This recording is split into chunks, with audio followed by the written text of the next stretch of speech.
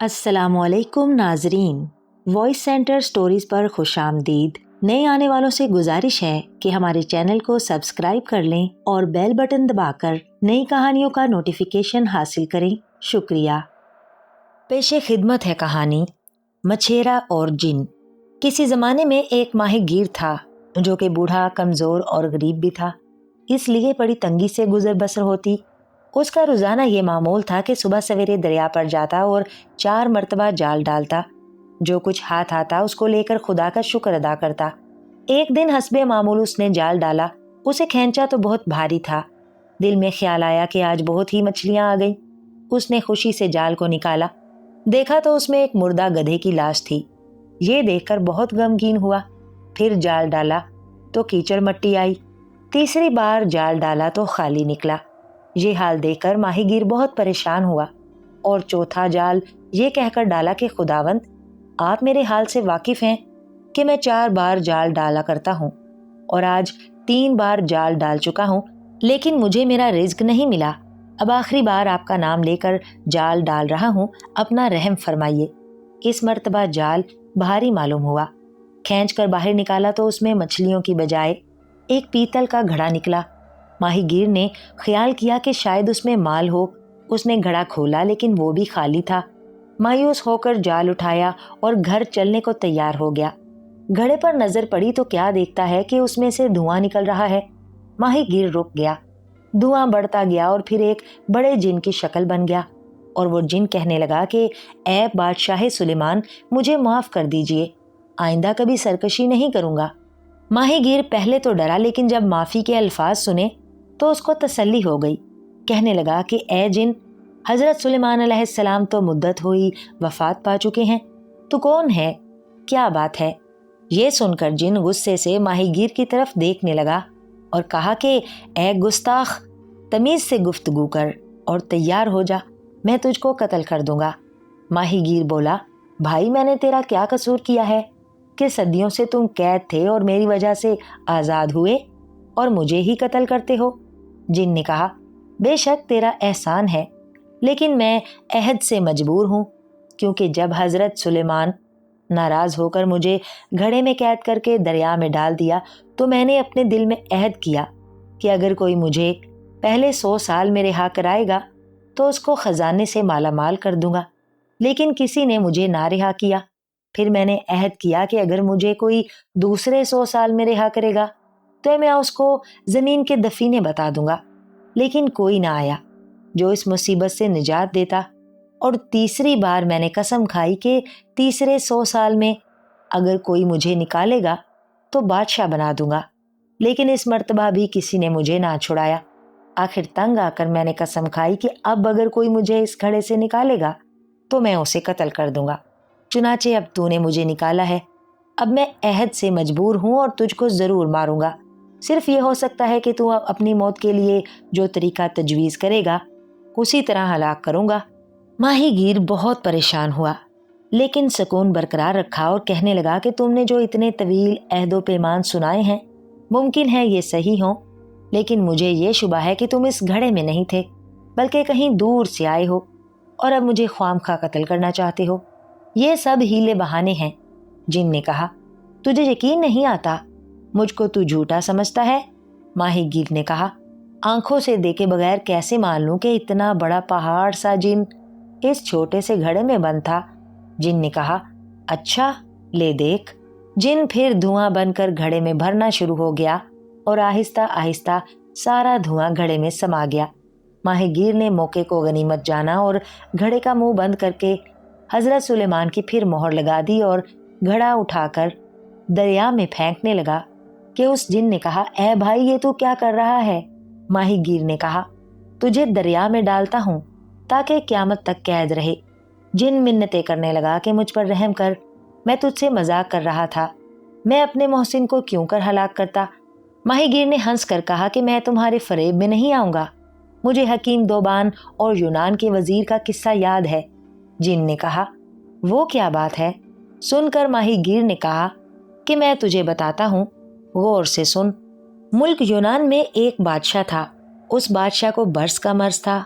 بہت علاج معالجے کیے گئے لیکن کچھ افاقہ نہ ہوا۔ اس وقت حکیم دوبان یونان میں آیا۔ جب اس کو یہ حال معلوم ہوا تو اس نے عرض کیا کہ میں بغیر دوا کھلائے اور کچھ لگائے آپ کا علاج کر سکتا ہوں۔ بادشاہ بہت خوش ہوا اور حکیم سے وعدہ کیا کہ اگر تمہارے علاج سے اچھا ہو گیا تو تمہیں مالا مال کر دوں گا۔ حکیم دوبان نے کچھ مہلت کی اجازت لی اور اپنی قیامگاہ میں آ کر ایک خالی گیند بنوائی اور اس میں سے چند دوائیاں بھر کر بند کر لیا اور اس میں چھوٹے چھوٹے سوراخ کر لیے اور بادشاہ کی خدمت میں لا کر پیش کیا اور کہا کہ آپ آج اس سے اس قدر کھیلیں کہ تمام جسم پر پسینہ آ جائے اور اس کے بعد حمام میں نہائیں۔ بادشاہ نے طبیب کی ہدایت پر عمل کیا اور غسل کرنے کے بعد آرام سے سو گیا۔ پھر صبح کو بیدار ہوا تو یہ دیکھ کر بہت خوش ہوا کہ جسم داغ دھبوں سے صاف ہو گیا ہے۔ دربار میں حکیم کو طلب کیا گیا اور اس کو بہت سا انعام اور مال و دولت دے کر بادشاہ نے اپنے مصاحب خاص بنا لیا۔ حکیم کا یہ اعزاز دیکھ کر عمرا دربار حسد کرنے لگے۔ ایک روز موقع پا کر ایک وزیر نے بادشاہ سے حکیم کی بڑی شکایت کی کہ یہ حکیم اچھی نیت نہیں رکھتا اور آپ کی جان کے لیے خطرہ ہے۔ بادشاہ نے کہا کہ تم غلط کہتے ہو، اگر اس سے مجھ سے کوئی عداوت ہوتی تو وہ دوران علاج مجھ کو ہلاک کر سکتا تھا۔ مجھے اس سندھ باد کے وزیر کا قصہ یاد آیا جس نے شہزادے کی جان بچائی۔ اس کو غور سے سن۔ قصہ یوں ہے کہ ایک سندھ باد بادشاہ کی خوش دامنا نے بادشاہ کی سابقہ ملکہ کے لڑکے پر تہمت لگائی کہ وہ قتل کر دیا جائے۔ جب بادشاہ نے اپنی خوش دامنا کے کہنے سے شہزادے کے قتل کا حکم دیا تو وزیر نے عرض کیا کہ آپ تامل فرمائیے اور پوری تحقیقات کریں کہ آپ کو بعد میں اس طرح پشیمان نہ ہونا پڑے جیسے ایک شخص کو اپنا طوطا مار کر پشیمانی ہوئی تھی۔ اور وہ واقعہ یوں ہے، ایک شخص کے پاس ایک عجیب و غریب قسم کا طوطا تھا۔ مالک کی عدم موجودگی میں جو کچھ پیش تھا وہ سب کچھ مالک کو بتا دیا کرتا تھا۔ اس کی نوجوان بیوی بہت حسین تھی لیکن پارسا نہ تھی۔ ایک بار وہ شخص سفر پر گیا تو اس کی بیوی نے اپنے دوستوں سے ملنا جلنا شروع کر دیا۔ جب مالک واپس آیا تو طوطے نے اس پر سب کچھ ظاہر کر دیا۔ عورت نے یہ سمجھا کہ میری ہمراز باندیوں نے شکایت کی ہے۔ وہ ان پر ناراض ہوئی لیکن وہ سب قسمیں کھانے لگیں کہ ملکہ ہمارا کوئی قصور نہیں ہے، یہ سب طوطے کی شرارت ہے۔ اس نے سب حال بیان کیا ہے۔ ملکہ نے کہا اس کا انتظام کرتی ہوں۔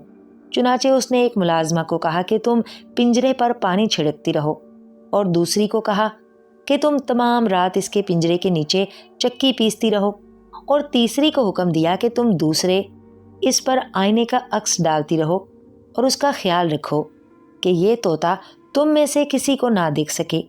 جب تمام رات یہ سلسلہ جاری رہا تو صبح کے وقت جب مالک نے حال دریافت کیا تو طوطا کہنے لگا میں نے آج رات بہت تکلیف اٹھائی ہے۔ بارش ہو رہی تھی، بادل گرجتے رہے اور بجلی ایسی چمکی کہ میری آنکھیں بند ہو جاتی تھیں۔ مالک حیران ہو گیا کہ رات کو تو کوئی ابر وغیرہ نہیں تھا، یہ طوطا جھوٹ بولتا ہے۔ بیوی نے بھی شکایت کی کہ یہ شریر میرے متعلق بھی اسی طرح کی غلط بیانی کرتا ہے۔ چنانچہ اس شخص نے غصے میں آ کر طوطے کو مار ڈالا۔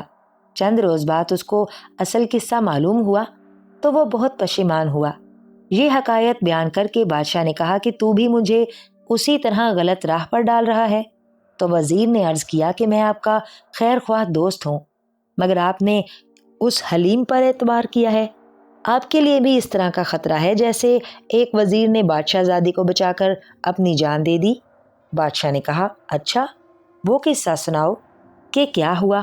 وزیر نے عرض کیا کہ ایک شہزادہ تھا، اس کو شکار کا بڑا شوق تھا۔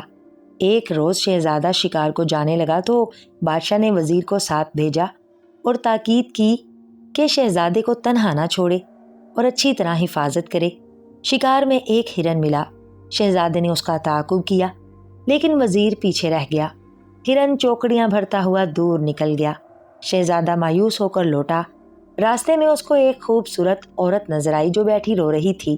شہزادہ اس کے پاس گیا اور اس سے حال دریافت کیا۔ وہ کہنے لگی کہ میں بادشاہ کی لڑکی ہوں اور اپنے ساتھیوں سے بچھڑ گئی ہوں۔ میرا گھوڑا بے قابو ہو گیا اور مجھے گرا کر بھاگ گیا۔ شہزادے نے اس سے کہا کہ تم میرے ساتھ گھوڑے پر بیٹھ جاؤ، میں تمہیں اس جنگل سے نکال کر تمہارے گھر پہنچا دوں گا۔ وہ شہزادے کے گھوڑے پر سوار ہو گئی اور جب وہ ایک ویران مقام پر پہنچے तो वो घोड़े से कूद पड़ी और आवाज दी कि जल्दी आओ, मैं तुम्हारे लिए शिकार लाई हूँ। जवाब में आवाज आई कि माँ लाओ, हम भूखे हैं। शहजादा समझ गया कि मैं शैतानी रूह के जाल में फंस गया हूँ, तो उसने बड़ी होशियारी के साथ अपने घोड़े का रुख फेरा और अल्लाह से दुआ करता हुआ भागा। हर चंद औरत आवाज देती रही कि साहब तुमको क्या वहम है और मुझे यहाँ क्यों छोड़े जा रहे हो, लेकिन शहजादे ने पलट कर नहीं देखा। आखिर कुछ देर बाद शहजादा घर पर पहुंच गया और अल्लाह ताला का शुक्र बजा लाया। जब वो घर वापस आया तो उसने ये हादसा बाप से बयान किया। बादशाह वजीर की गफलत पर सख्त बरहम हुआ और वजीर को कत्ल करा दिया। वजीर ने यह हकायत बयान करके अर्ज किया कि शहनशाह को एक नए आदमी पर एतबार नहीं करना चाहिए और मुमकिन है कि जिस तरह उस हकीम ने एक गेंद बनाकर आपका मर्ज रफा कर दिया, किसी दिन कोई फूल सूंघा कर आपकी जान खतरे में डाल दे। बादशाह वजीर के इस फिक्रे में आ गया और फैसला किया कि उस हकीम को कत्ल कर देना चाहिए। चुनाचे उसने दरबार में उस हकीम को तलब किया और कहने लगा कि मुझे मालूम हुआ है कि तुम किसी दूसरे के जासूस हो और मेरी जान लेने आए हो, इसलिए मैं तुम्हें कत्ल करा देना चाहता हूँ। हकीम ने दस्त बस्ता अर्ज किया, बादशाह सलामत को इख्तियार है, लेकिन मेरा कोई कसूर नहीं है।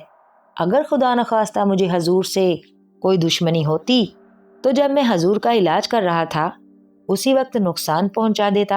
अहले दरबार ने भी सिफारिश की कि आज तक हमने हकीम साहब की कोई गलत हरकत नहीं देखी, लेकिन वजीर ने ऐसी आग नहीं लगाई थी जो आसानी से बुझ जाती।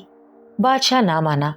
आखिर हकीम को जब यकीन हो गया कि बादशाह अब कत्ल किए बगैर बाज नहीं आएगा, तो फिर वो अर्ज करने लगा कि मेरे पास एक किताब है जो आखिरी नज़र अकीदत के तौर पर पेश करना चाहता हूँ।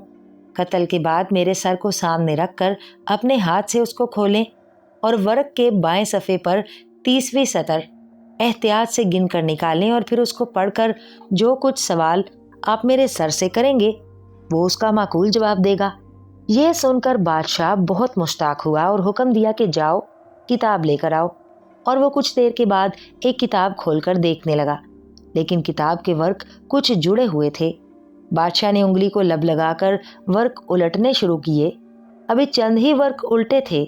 हकीम किताब के हर वर्क पर जहर लगाकर लाया था, जो बादशाह के जिस्म में असर कर गया और बादशाह की हालत खराब होने लगी।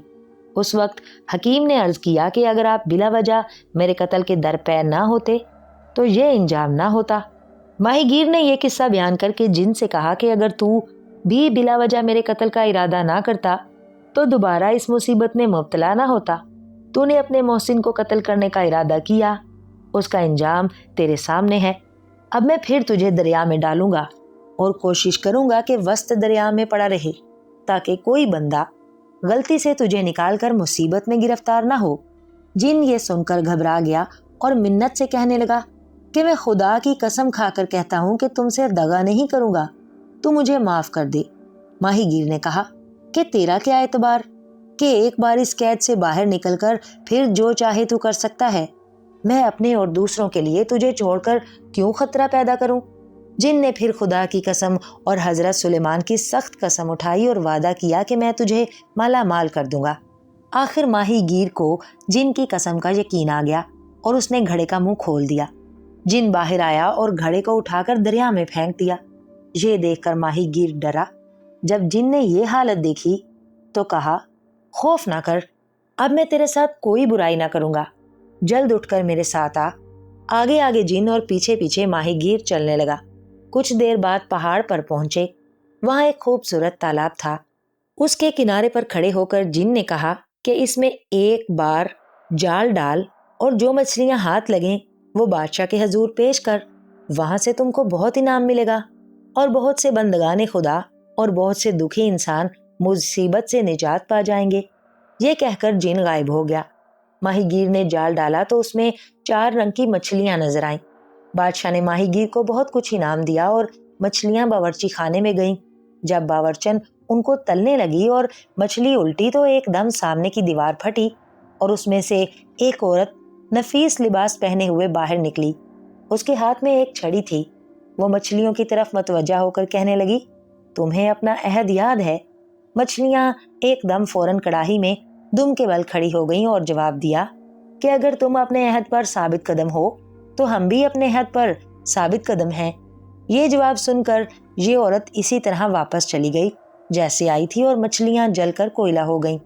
یہ ماجرا دیکھ کر باورچن بے ہوش ہو گئی۔ جب باورچن کو ہوش آیا تو وہ دوڑی ہوئی وزیر کے پاس گئی اور تنہائی میں بلا کر سب قصہ بیان کیا۔ وزیر متعجب ہوا اور سمجھا کہ باورچن شاید اس لیے یہ جھوٹا قصہ بیان کر رہی ہے کہ اس سے مچھلیاں جل گئیں اور بادشاہ کے ناراض ہونے کا خطرہ ہے۔ چنانچہ امتحان کے لیے پھر ماہی گیر کو بلایا اور حکم دیا کہ اس قسم کی کچھ مچھلیاں اور لاؤ۔ ماہی گیر پھر تالاب پر گیا اور 4 مچھلیاں لا کر حاضر کیں۔ وزیر نے اپنے سامنے تلنے کا حکم دیا تو پھر باورچن اس وقت مچھلیاں تلنے لگی۔ جب اس نے مچھلی کو الٹایا تو پھر وہ واقعہ پیش آیا تو وزیر نے یہ قصہ بادشاہ کے حضور میں عرض کیا۔ بادشاہ نے کہا کہ ماہی گیر کو بلا کر اور مچھلیاں منگواؤ، میں بھی یہ واقعہ اپنی آنکھوں سے دیکھنا چاہتا ہوں۔ چنانچہ پھر وہی ماہی گیر بلایا گیا اور مچھلیاں طلب کی گئیں۔ ماہی گیر نے جال ڈالا اور وہی رنگ برنگی مچھلیاں جال میں آئیں۔ وہ لا کر بادشاہ کے حضور میں پیش کر دیں تو بادشاہ نے ان کو بہت سا انعام دیا اور ان سب کو اپنے سامنے پکانے کا حکم دیا۔ جب مچھلیاں الٹیں تو بدستور سابق دیوار پھٹی اور ایک مرتبہ ایک حبشی مرد چھڑی لیے ہوئے باہر نکلا اور مچھلیوں سے وہی گفتگو کر کے واپس چلا گیا اور مچھلیاں جل کر کوئلہ ہو گئیں۔ بادشاہ نے کہا، جہاں سے کہ مچھلیاں آئی ہیں ضرور وہاں کچھ پراسرار ہے، ماہی گیر سے اس جگہ کا حال دریافت کرنا چاہیے۔ چنانچہ اسی وقت ماہی گیر کو پھر طلب کیا گیا اور اس سے پوچھا گیا کہ تم یہ مچھلیاں کہاں سے لاتے ہو؟ ماہی گیر نے پتہ بتا دیا تو سب متعجب ہوئے کہ ہم ہمیشہ سے یہاں رہتے ہیں لیکن آج تک یہ تالاب دیکھا نہ ایسی رنگ برنگ کی خوبصورت مچھلیاں۔ چنانچہ اسی وقت بادشاہ اپنے وزیر اور کچھ ملازموں کو لے کر پہاڑ پر گیا اور وہاں دیکھا کہ واقعی ایک تالاب موجود ہے۔ بادشاہ تمام دن تالاب کے چاروں طرف پھرتا رہا لیکن کوئی بات سمجھ نہ آئی۔ شام کو وزیر سے کہنے لگا کہ میں یہاں کا بھید ضرور معلوم کروں گا، تم لوگ قریب ہی چھپ جاؤ، میں رات بھر اسی جگہ ٹھہروں گا۔ سب لوگ آس پاس ٹھہر گئے لیکن بادشاہ تالاب کے کنارے بیٹھ گیا۔ جب خوب اندھیرا ہو گیا اور کچھ دکھائی نہ دیتا تھا تو کچھ فاصلے پر قلعہ نظر آنے لگا۔ بادشاہ بہت قوی دل تھا، وہ فوراً اٹھا اور اسی طرف روانہ ہو گیا۔ قلعے کے دروازے پر پہنچا تو کوئی شخص نظر نہ آیا۔ وہ بے تکلف اندر چلا گیا اور یہ قلعہ اندر سے خوب آراستہ و پیراستہ تھا۔ جگہ جگہ باغ تھے، نہریں تھیں، درختوں پر جانور چہچہا رہے تھے اور ہر قسم کا سامان آرائش موجود تھا۔ وہاں پر زر و جواہر کی بھی کمی نہ تھی اور کہیں آدم ذات کا پتہ نہ تھا۔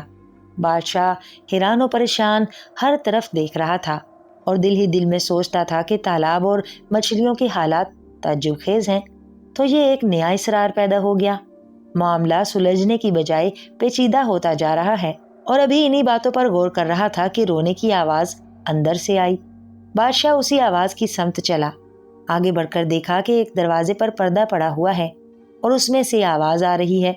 بادشاہ نے آہستہ سے پردہ اٹھا کر اندر جھانکا، دیکھا تو ایک خوش شکل نوجوان تخت پر بیٹھا رو رہا ہے اور دردناک آواز ہے۔ بادشاہ قریب گیا اور سلام کر کے حال دریافت کرنے لگا۔ اس نوجوان سے بادشاہ نے عرض کیا کہ آپ برائے کرم اس قلعہ اور تالاب کا حال مجھ سے بیان کریں اور اپنی سرگزشت بھی سنائیں۔ مجھ سے کچھ خدمت ممکن ہو سکی تو میں اس میں دریغ نہ کروں گا۔ وہ نوجوان آپ دیدہ ہو گیا اور بولا کہ یقیناً یہ خداوند کریم کی بڑی مہربانی ہے جو اس نے آپ کو یہاں بھیجا ہے اور اب میں اپنا حال عرض کرتا ہوں۔ شاہ محمود جو اس ملک کا بادشاہ ہے، میں اس کا اکلوتا بیٹا ہوں اور میری شادی چچا کی لڑکی سے ہوئی تھی اور ہم آپس میں محبت کرتے تھے۔ جب میرے والد کا انتقال ہو گیا تو میں تخت نشین ہوا اور ہم دونوں شوہر بیوی 5 برس تک عیش و آرام کی زندگی بسر کرتے رہے۔ اس عرصے میں مجھے اپنی بیوی کے متعلق کسی قسم کا شک و شبہ نہیں تھا اور ایک دیانتدار اور شریف آدمی کی طرح اس کے ہر ایک کام میں اعتماد کرتا رہا۔ چنانچہ ایک روز اتفاقاً ملکہ حمام میں گئی۔ دوپہر کا وقت تھا اور میں سونے کے لیے لیٹ گیا۔ 2 خواتین جو ملکہ کے ساتھ ہمیشہ رہتی تھیں مجھے پنکھا کرنے لگیں۔ تھوڑی دیر کے بعد یہ سمجھی کہ میں سو گیا ہوں، حالانکہ میں اس وقت بالکل جاگ رہا تھا۔ چنانچہ وہ آپس میں آہستہ آہستہ باتیں کرنے لگیں۔ ایک بولی کہ دیکھو ہمارا بادشاہ کیسا خوبصورت اور نوجوان ہے، لیکن ملکہ اس کے باوجود ادنا سے حبشی غلام سے لگی ہوئی ہے اور اس نیک آدمی کو آج تک کوئی علم نہیں ہے۔ دوسری نے جواب دیا کہ اس بیچارے کو کس طرح سے خبر ہو سکتی ہے؟ ملکہ جب اس موئے حبشی سے ملنے جاتی ہے تو اس کو بے ہوشی کی دوا پلایا کرتی ہے۔ یہ بات سن کر میرے ہوش و حواس جاتے رہے اور دماغ سن ہو گیا۔ میں اس وقت مصلحتاً سوتا بنا رہا۔ تھوڑی دیر میں میری بیوی حمام سے واپس آ گئی، لیکن میں نے تحقیقات سے پہلے اسے کچھ نہ کہا، اور شام کو سونے کے وقت حسب معمول وہ میرے لیے شراب کا کٹورا لائی۔ میں سمجھ گیا کہ اسی طرح مجھے بے ہوش کر کے مجھے بے وقوف بنایا جاتا ہے۔ میں نے گلاس تو لے لیا، لیکن ملکہ کی آنکھ بچا کر اس کو پینے کی بجائے دوسری طرف گرا دیا اور خود سونے کے لیے لیٹ گیا۔ اور جب ملکہ کو یقین ہو گیا کہ میں بے ہوش ہو گیا ہوں تو وہ باہر کی طرف چل دی۔ پھر میں بڑی آہستگی سے بستر سے اٹھا اور اس کے پیچھے پیچھے روانہ ہو گیا۔ ملکہ یعنی میری بیوی محل سے نکل کر ایک ویران میدان میں آ گئی، جہاں ایک حبشی غلام جو غالباً اسی کے انتظار میں ٹہل رہا تھا موجود تھا۔ جب ملکہ وہاں پہنچی تو وہ آرام و اطمینان سے محبت کی باتیں کرنے لگے۔ میرے تن بدن میں غیرت کی آگ لگ رہی تھی اور میں اسی جگہ جھاڑی کی آڑ میں ٹھہر گیا۔ جب وہ حبشی غلام اور ملکہ میرے قریب سے گزرے تو میں نے تلوار سے حملہ کر دیا۔ غلام میرے وار سے زخمی ہو کر گر پڑا اور ملکہ یعنی میری بیوی اس اچانک وار سے پریشان ہو گئی تھی، اس لیے مجھے پہچان نہ سکی اور میں اس کو وہیں چھوڑ کر محل میں واپس آ گیا اور اپنے بستر پر لیٹ گیا۔ تھوڑی دیر بعد ملکہ واپس آ گئی اور یہ اطمینان کر کے میں سو رہا ہوں آپ بھی آرام کرنے لگی اور لیٹ گئی، اور صبح کو میں حسب معمول دربار میں چلا گیا اور اپنا کاروبار سلطنت انجام دیتا رہا۔ لیکن جب میں محل میں واپس آیا تو میں نے دیکھا کہ ملکہ ماتمی لباس پہنے بیٹھی ہوئی ہے اور اداس ہے۔ میں نے دریافت کیا تو کہنے لگی کہ مجھے اپنے ایک عزیز کے مرنے کی اطلاع ملی ہے، اس واسطے ماتمی لباس پہنا ہوا ہے۔ چونکہ میں حاصل حال سے آگاہ تھا اس لیے میں خاموش رہا۔ میں بھی یہ معلوم کرنے کی فکر میں تھا کہ کم بخت حبشی کا کیا انجام ہوا۔ ایک دن آخر پتہ چلا کہ وہ مرا نہیں، صرف زخمی ہو گیا ہے۔ ایک شب کو میں نے پھر ملکہ کا تعاقب کیا تو وہ ایک مکان میں پہنچی جہاں وہی حبشی غلام زخمی پڑا تھا۔ ملکہ اس کے قریب بیٹھ گئی اور کہنے لگی کہ مجھ سے بات کر، میں تیرے لیے اپنی جان تک قربان کرنے کے لیے تیار ہوں۔ لیکن وہ ملعون خاموش رہا۔ اس وقت مجھ پر غیرت کا جنون سوار ہوا اور میں غصے کی حالت میں سامنے جا کر کھڑا ہو گیا اور ارادہ کیا کہ دونوں کو قتل کر دوں۔ یہ دیکھ کر ملکہ میری طرف بڑھی اور کچھ پڑھ کر میری طرف پھونک ماری۔ میرا وہ ہاتھ جس میں تلوار تھی وہ بالکل ناکارہ ہو گیا۔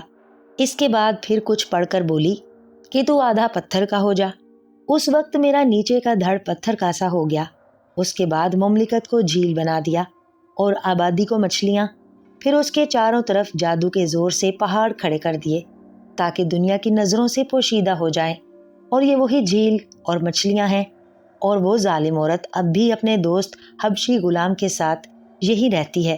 روزانہ میرے پاس آ کر مجھے 100 کوڑے مارتی ہے، اور وہ حبشی غلام بھی ابھی تک تندرست نہیں ہوا۔ جب وہ نوجوان اپنی مصیبت کی داستان بیان کر چکا تو بادشاہ نے اس کو تسلی دی اور کہا کہ میں ان دونوں سے تمہارا بدلہ لوں گا، صرف تم مجھے ان کی رہائش گاہ کا پتہ دو۔ نوجوان نے بادشاہ کو پتہ بتا دیا۔ بادشاہ نہایت احتیاط سے اس مکان پر پہنچا اور دیکھا کہ ملکہ کا محبوب حبشی ایک آراستہ چھپر کٹ پر آرام سے سو رہا تھا۔ بادشاہ دبے پاؤں اندر گیا اور حبشی پر تلوار کا بھرپور وار کیا اور اس کا قصہ تمام کر دیا۔ اس کے بعد حبشی کی لاش دوسرے کمرے میں چھپا دی اور خود کپڑا اوڑھ کر اسی چھپر کٹ پر لیٹ گیا۔ تھوڑی دیر بعد جب وہ بدکار ملکہ آ گئی اور محبت بھرے انداز سے کہنے لگی کہ آخر پیارے تم مجھ سے کیوں ناراض ہو اور مجھ سے کیوں نہیں بولتے؟ میں نے تمہارے انتقام میں تمام سلطنت کو برباد کر ڈالا اور اپنے شوہر کو آدھا پتھر کا بنا دیا، اور پھر تم پر ہاتھ اٹھانے کے جرم میں اب تک 100 کوڑے روزانہ مارتی ہوں۔ بادشاہ جو کہ حبشی کی جگہ لیٹا تھا وہ مریضوں کی طرح بہت آہستہ سے بولا کہ تم اپنے شوہر کو روزانہ مارتی ہو، اس کی چیخ و پکار سے مجھے تکلیف ہوتی ہے۔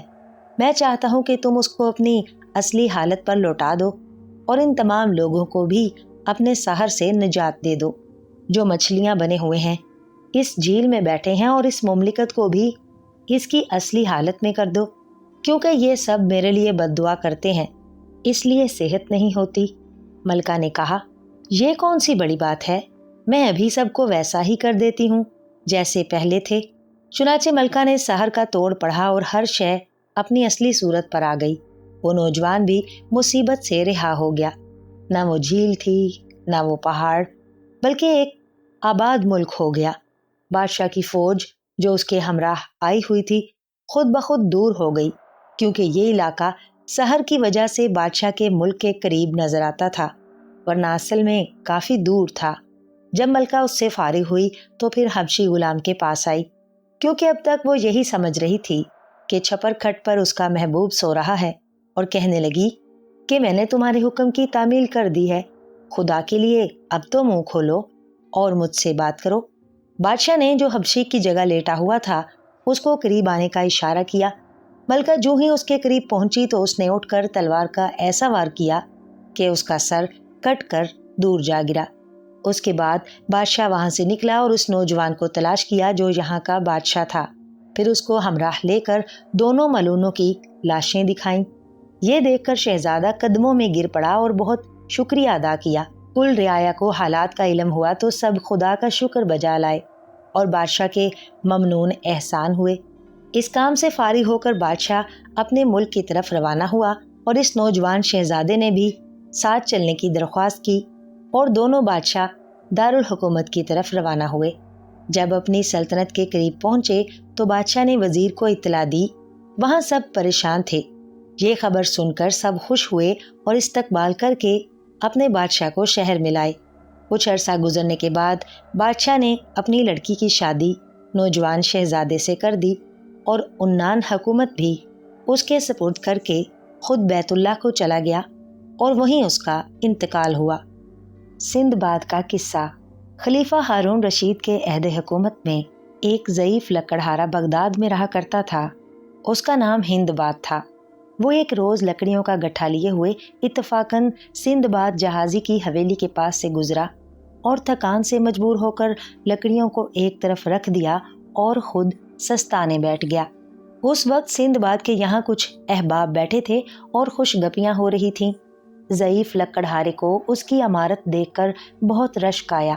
ایک راہ چلتے آدمی سے پوچھنے لگا کہ بھائی اس حویلی میں کون رہتا ہے؟ وہ بولا کہ تم بغداد میں رہتے ہو اور سندباد جہازی کو نہیں جانتے؟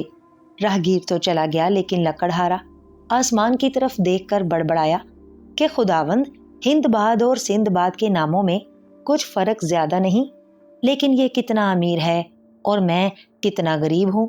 اتفاق کی بات ہے کہ یہ الفاظ سندباد نے بھی سن لیے اور ایک غلام کو اشارہ کیا کہ اس بڈھے کو بلا لاؤ۔ غلام بوڑھے کے پاس آیا اور کہنے لگا، آپ کو مالک بلاتے ہیں۔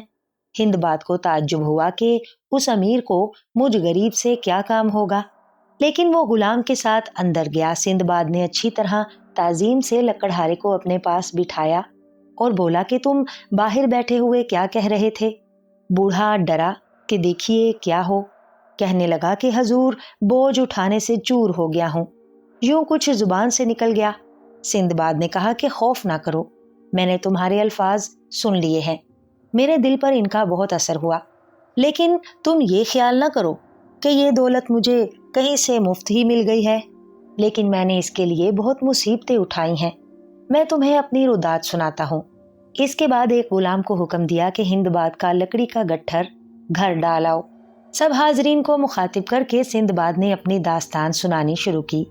میرے والد بہت بڑے تاجر تھے، نقدی کے علاوہ جائیداد بھی کافی تھی۔ جب انہوں نے وفات پائی تو کل املاک میرے قبضے میں آ گئی۔ نوجوانی کا زمانہ تھا، میں عیش و عشرت میں پھنس گیا اور بے دردی سے روپیہ خرچ کرتا رہا۔ آخر دولت کہاں تک ساتھ دیتی، سرمایہ ختم ہونے لگا تو آنکھیں کھلی۔ جو جائیداد باقی تھی اس کو فروخت کر کے روپیہ اکٹھا کیا اور اپنے ملنے والے تاجروں سے مشورہ کر کے اسباب تجارت خریدا اور خدا کا نام لے کر ہندوستان کی طرف روانہ ہوا۔ ہمارا جہاز مختلف مقامات پر ٹھہرا۔ میں جو چیزیں ساتھ لایا تھا ان کو فروخت کرتا اور نیا مال خریدتا رہا، اور اس طرح میں نے معقول فائدہ حاصل کیا۔ ایک روز ہمارا جہاز ایک چھوٹے سے جزیرے کے قریب ٹھہرا اور ہم لوگ سیر کرنے کے لیے نیچے اتر آئے۔ میں سیاحت کا ہمیشہ سے شائق ہوں، دوسرے ساتھیوں کے ساتھ زیادہ دور پھرتا ہوا چلا گیا۔ دفتن ایک زلزلے کا سا جھٹکا لگا۔ اس وقت جہاز کا کپتان چلایا، بھاگو بھاگو، جلدی کرو، یہ جزیرہ نہیں مچھلی ہے اور ہم سب اس کی پشت پر پھر رہے ہیں۔ یہ سن کر لوگ بے تحاشا دوڑے۔ جو جہاز کے قریب تھے وہ تو سوار ہو گئے، لیکن چونکہ میں دور چلا گیا تھا جہاز تک نہ پہنچ سکا۔ اتنے میں مچھلی نے ڈبکی لگائی اور میں پانی کی سطح پر رہ گیا۔ ہر چند ہاتھ پاؤں مارے کہ جہاز تک پہنچ جاؤں، لیکن موجوں کے زور سے خدا جانے کہاں سے کہاں جا نکلا۔ آخر یوں ہی اچھلتا بیٹھتا کسی موج کے زور پر ایک جزیرے کے کنارے جا پڑا۔ خشکی تک پہنچا اور خداوند کریم کا شکریہ ادا کیا۔ جنگلی پھل اور پتے کھا کر ایک چشمے سے پانی پیا تو اوسان درست ہوئے۔ کچھ دیر تک ایک درخت کے نیچے پڑا رہا، پھر اٹھ کر چلا کہ دیکھوں کوئی آبادی ہے یا نہیں۔ کچھ دور چلا تھا کہ ایک گھوڑی درخت سے بندھی ہوئی نظر آئی۔ میں اس کی طرف روانہ ہوا۔ وہاں گیا تو دیکھا کہ کچھ آدمی درختوں کے نیچے چھپے بیٹھے ہیں۔ انہوں نے اشارے سے مجھے اپنے پاس بلایا اور حال دریافت کیا۔ میں نے کل واقعہ سنایا تو کہنے لگے، گھبراؤ نہیں، ہمارے ساتھ چلو۔ پھر اپنی آمد کا حال سنایا کہ ہم دریائی گھوڑے کی نسل لینے آئے ہیں۔ چنانچہ آج بھی شاہی گھوڑی اسی لیے لائی گئی ہے کہ جب دریائی گھوڑا اس سے مل لے گا تو شور کر کے اس کو بھگا دیں گے، کیونکہ دریائی گھوڑے کا قاعدہ ہے کہ وہ مادہ کو ملنے کے بعد زندہ نہیں چھوڑتا۔ میں ان لوگوں کے پاس ہی چھپ کر بیٹھ گیا۔ تھوڑی دیر بعد گھوڑا پانی سے نکلا اور گھوڑی سے جب فارغ ہوا تو گھوڑی کو مارنا چاہا، تو ہم نے شور مچا کر اس کو بھگا دیا۔ اس کے بعد ہم گھوڑی کو لے کر شہر آ گئے۔ ان لوگوں نے میرا قصہ بادشاہ کو سنایا۔ اس نے مجھ پر بہت مہربانی کی، کھانے پینے کا انتظام کیا۔ میں نے سب علاقہ دیکھا، لوگوں سے ملا، وہاں کے رسم و رواج معلوم کیے۔ پھر ایک جزیرہ دیکھنے لگا جس کے متعلق مشہور تھا کہ وہاں سے خود بخود گانے کی آواز آتی ہے۔ واقعی عجیب اسرار تھا۔ ایک روز میں نے سنا کہ کوئی جہاز آیا ہے۔ میں بھی سمندر کے کنارے پر گیا۔ وہاں سے جو اسباب اتر رہا تھا میں نے اس پر اپنا نام لکھا ہوا دیکھا۔ میں نے کپتان سے ملاقات کی، لیکن مصائب نے میری صورت اتنی بدل دی تھی کہ کپتان پہچان نہ سکا۔ میں نے اپنے سامان کی ساری تفصیلات اور اپنا رہ جانے کا قصہ اس کو سنایا۔ تب اس نے پہچانا اور بڑی گرم جوشی سے ملا اور میرا کل اسباب ما منافع جو اس دوران میں فروخت ہوا مجھے دے دیا۔ میں نے کپتان کو کچھ دینا چاہا مگر اس نے انکار کر دیا اور کہنے لگا کہ خدا کا شکر ہے کہ میں تمہیں زندہ دیکھ رہا ہوں اور تمہاری امانت تم تک پہنچا سکا۔ میں اس کی دیانتداری دیکھ کر حیران رہ گیا۔ پھر میں نے اپنا مال وہاں فروخت کیا اور اپنا پسندیدہ مال خرید کر جہاز پر سوار ہوا اور خدا کا شکر ادا کرتا ہوا گھر واپس آیا۔ اس سفر میں مصیبت تو بہت پیش آئی، لیکن منافع بھی اتنا ہوا کہ شاید عام حالات میں 10 برس میں بھی نہیں ہوتا۔ اس کے بعد سندباد نے ایک تھیلی دینار کی بڈھے لکڑہارے ہندباد کو دی اور کہا کہ کل پھر آنا، اپنی باقی داستان زندگی بھی سناؤں گا۔ روپیہ پا کر بوڑھا خوشی خوشی گھر گیا۔ اگلے روز اچھا لباس پہن کر وقت مقررہ پر سندباد کے محل میں پہنچا۔ سندباد نے اپنے دوسرے سفر کا حال سنانا شروع کیا۔ پہلے سفر کے بعد میرا ارادہ تھا کہ اب دریا کا سفر نہیں کروں گا، لیکن چند روز آرام کرنے کے بعد پھر میرے دل میں سفر کا شوق پیدا ہوا۔ چنانچہ میں نے مال و اسباب تجارت خریدا۔ ایک جہاز جو کہ بہت سے تاجروں کو لے جا رہا تھا اس پر سوار ہو گیا۔ ہم ہفتوں سفر کرتے رہے، بہت سے جزیروں میں مال فروخت کیا، وہاں کا مال خریدا اور آگے کی طرف روانہ ہوئے۔ میں نے ہفتوں میں کافی منافع حاصل کر لیا تھا۔ ایک روز ہم کئی دن کے سفر کے بعد ایک ویران جزیرے کے قریب پہنچے اور سوختہ پھل حاصل کرنے کے لیے وہاں ٹھہر گئے۔ میں دور تک جزیرے کی سیر کرتا ہوا نکل گیا۔ میں اپنے خیالات میں ایسا محو تھا کہ یاد ہی نہ رہا کہ ساحل کدھر ہے۔ گھبرا کر لوٹا، لیکن تمام دن پھرنے کے باوجود بھی مجھے کنارہ نہ ملا۔ جہاں ہمارا جہاز ٹھہرا تھا اس کے بعد جدھر منہ اٹھا روانہ ہو گیا۔ ایک رات دن سفر کے بعد میں نے ایک گیند جیسی سفید چیز دیکھی، لیکن یہ معلوم نہ کر سکا کہ یہ کیا ہے کہ دفتن میرے سر پر اور آس پاس سایہ چھا گیا۔ میں نے اوپر نظر اٹھائی تو ایک دیو پیکر پرندہ اڑتا ہوا نظر آیا۔ میں ایک طرف ہٹ کر کھڑا ہو گیا۔ وہ پرندہ نیچے اترا اور اس سفید گیند پر بیٹھ گیا۔ उस वक्त मुझे ख्याल आया कि यकीनन वो सी मुर्ग जानवर है और सफ़ेद गेंद उसका अंडा है। मैंने सोचा कि यहाँ से निकलने की यही तदबीर है कि जब ये उड़े तो उसके पंजों से लिपट जाऊं। जहाँ कहीं ये उतरेगा मैं भी पहुंच जाऊंगा। आगे खुदा की मर्जी, जो कुछ भी हो। चुनाचे मैंने अपनी पगड़ी का एक सिरा अपनी कमर से बांध लिया और दूसरा सीमुर्ग के पैर से। अगले रोज वो उड़ा, मैं उसके पैर से बंधा हुआ था। सीमुर्ग उड़ते उड़ते इतना बुलंद हुआ कि नीचे की कोई चीज नजर नहीं आती थी। बहुत देर के बाद वो नीचे उतरना शुरू हुआ। मैं तैयार था। जो ही जमीन करीब आई मैंने कमर से पगड़ी खोल दी और एक तरफ कूद गया। सीमुर्ग ने करीब ही पड़े हुए अजदहे को पंजे में उठाया और उड़ गया। अब जो मैंने चारों तरफ देखा तो मालूम हुआ मैं कई पहाड़ों में घिरे हुए एक छोटे से मैदान में खड़ा हूँ और उसमें चारों तरफ अलमास बिखरे पड़े हैं। मैं बहुत खुश हुआ और बेहतरीन किस्म के अलमास अपनी कमर में बांधे फिर एक पहाड़ पर चढ़ना शुरू कर दिया। थोड़ी दूर तक गया था कि अजदहों की खौफनाक फुनकारें आने लगीं और रास्ता नहीं था। मैं उस वक्त की अपनी घबराहट और परेशानी बयान नहीं कर सकता। दिल गम से बैठता हुआ मालूम हो रहा था। उधर शाम सर पर आ गई।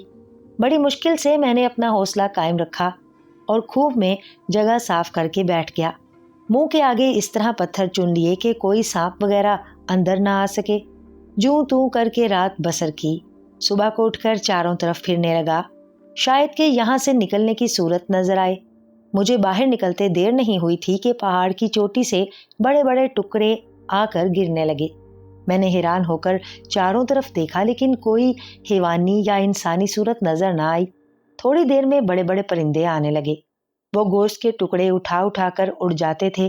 मैंने सोचा कि जिस तरह सीमुर्ग मुझे इस जजीरे से उस जगह लाया है, इसी तरह मुमकिन है कोई जानवर बाहर निकाल ले जाए। चुनाचे मैंने एक बड़ा सा गोश्त का टुकड़ा अपनी पीठ पर बांध लिया और उल्टा लेटकर खुदा से दुआ करने लगा कि ऐ अल्लाह, मुझे यहाँ से निजात अता फरमा। कुछ देर बाद एक बहुत बड़ा परिंदा मेरे पास आया और गोश्त का टुकड़ा समझकर मुझको उठा लिया और उड़ने लगा, यहाँ तक कि वो पहाड़ की चोटी पर पहुंच गया। वहां पहुंचकर उसने यूं ही एक समत मुझे जमीन पर रखा। मैं शोर मचाता हुआ उठ खड़ा हुआ और परिंदा डर कर उड़ गया। मैंने गोश्त का टुकड़ा खोलकर फेंक दिया और चारों तरफ देखने लगा कि किधर जाऊं। एक समत मुझे चंद आदमी नजर आए तो मैं उनके पास गया और उनको अपनी दास्ताने मसाइब सुनाई। उन्होंने बहुत हमदर्दी जाहिर की। मैंने उनका हाल दरियाफ्त किया तो कहने लगे, हम सौदागर हैं और यहाँ हीरे जमा करने आए हैं। नीचे तो कोई जा नहीं सकता, इसलिए हम ये तरकीब करते हैं कि गोश्त के बड़े बड़े टुकड़े फेंक देते हैं और इन टुकड़ों के साथ कुछ हीरे चिमट जाते हैं। जब परिंदे उन टुकड़ों को अपने पंजों से उठा लेते हैं तो हम उनको डरा धमका कर गोश्त छीन लेते हैं और उनसे कुछ हीरे मिल जाते हैं। और बाज परिंदे गोश्त अपने घोंसलों में ले जाते हैं और गोश्त खा जाते हैं, मगर हीरे के टुकड़े वहीं पड़े रहते हैं। चुनाचे कुछ जवाहरात हम वहां से हासिल करते हैं। मैं चंद रोज उन ताजरों के साथ पहाड़ पर रहा। मैं फिर उनकी राहबरी में जजीरा रोहा में आ गया। कुछ जवाहरात फरोख्त करके बहुत सा असबाब तजारत खरीदा और जहाज में बैठ गया। बसरा आया और वहां से बरास्ता खुश्की बगदाद पहुंचा।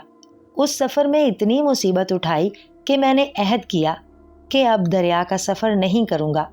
ये किस्सा सुनाकर सिंदबाद ने फिर एक थैली दिनारों की हिंदबाद को दी और ताकीद की कि कल आना, तुझे तीसरे सफर के हालात सुनाऊंगा। तीसरे दिन शाम को लकड़हारा सिंदबाद के महल में आया। खाना खाने के बाद सिंदबाद ने हालात सफर सुनाना शुरू किए। गोया मैंने अहद कर लिया था कि अब सफर नहीं करूंगा, लेकिन घर के राहतो आराम ने सऊबत सफर भुला दी थी। इस वास्ते मैं फिर जाने को तैयार हो गया। मुख्तलिफ किस्म का असबाब तिजारत इकट्ठा किया और एक तिजारती जहाज पर सवार हो गया। शुरू में हम बड़ी आसानी से सफ़र करते रहे और जगह जगह अपने माल की खरीदो फरोख्त करते रहे। आखिरकार एक रोज़ कप्तान ने बताया कि हम रास्ता भूल गए हैं। चुनाचे कई रोज़ तक हमें कोई जजीरा या साहिल ना मिला। मुझे परेशानी थी, लेकिन ज़्यादा नहीं, क्योंकि समंदर साकिन था और हवा मवाफिक। एक रोज़ हमें एक जजीरा नज़र आया। हम खुश हुए कि जजीरा आ गया है। जब जजीरे के करीब लंगर डाल चुके तो मालूम हुआ कि ये आदमखोरों का जजीरा है। जल्द ही हमने लंगर उठाए और चाहा कि भाग जाएं, लेकिन आदमखोर हमें देख चुके थे और अपनी कश्तियां लेकर हमारे जहाज पर हमला आवर हुए। रस्सा काट डाला, बादबानों को फाड़ दिया। आखिरकार हम मगलूब हो गए और वो लोग हमारे जहाज को जजीरे के किनारे ले आए और सबको गिरफ्तार करके एक गार में बंद कर दिया, जिसमें लातादाद इंसानों की हड्डियां पड़ी थीं और बदबू की वजह से वहां ठहरना मुश्किल था। थोड़ी देर में एक बिन मानस वजह का आदमखोर आया, जो कि बहुत ग्रांडील कवि हैकल द्योनुमा नीम इंसान था। उसने हम में से हर एक को उठा उठा कर देखा कि तैयार और मोटा कौन है। उसने देखभाल करके जहाज के कप्तान को पसंद किया और अपने साथियों से कुछ कहा, जिसका इरादा ये मालूम होता था कि इसके कबाब बनाओ। जब वो कप्तान को लेकर चला गया तो हम ज़ारो की तार रोने लगे कि बारी बारी हम सब का भी यही हशर होगा। सुबह को वो जंगली लोग बहुत से जंगली फल हमारे पास डाल गए, लेकिन जहां सामने मौत खड़ी नजर आ रही हो, फल कौन खाए। जब हम उस तरफ मुतवज्जा नहीं हुए तो उन लोगों ने जबरदस्ती हमारे मुंह में फल ठूंस दिए और मजबूर किया कि खाएं। हमारा सारा दिन रोने ही में गुजर गया। शाम को वही सरदार फिर आया और एक आदमी को छांट कर ले गया और कमबख्त सब मिलकर उस मजबूर को भी खा गए। रात को हम लोगों ने मशवरा किया कि मौत से बहरहाल रिहाई मुमकिन है, फिर क्यों ना फरार की कोशिश की जाए। बचकर निकल गए या रह गए, ये किस्मत के हाथ में है। यूं भी ये सबको एक एक करके भून खाएंगे। तजवीज़ मंजूर हो गई और हम दिन भर इधर उधर घूमकर लकड़ियां जमा करते रहे ताकि हम कोई मामूली सी कश्ती तैयार कर लें।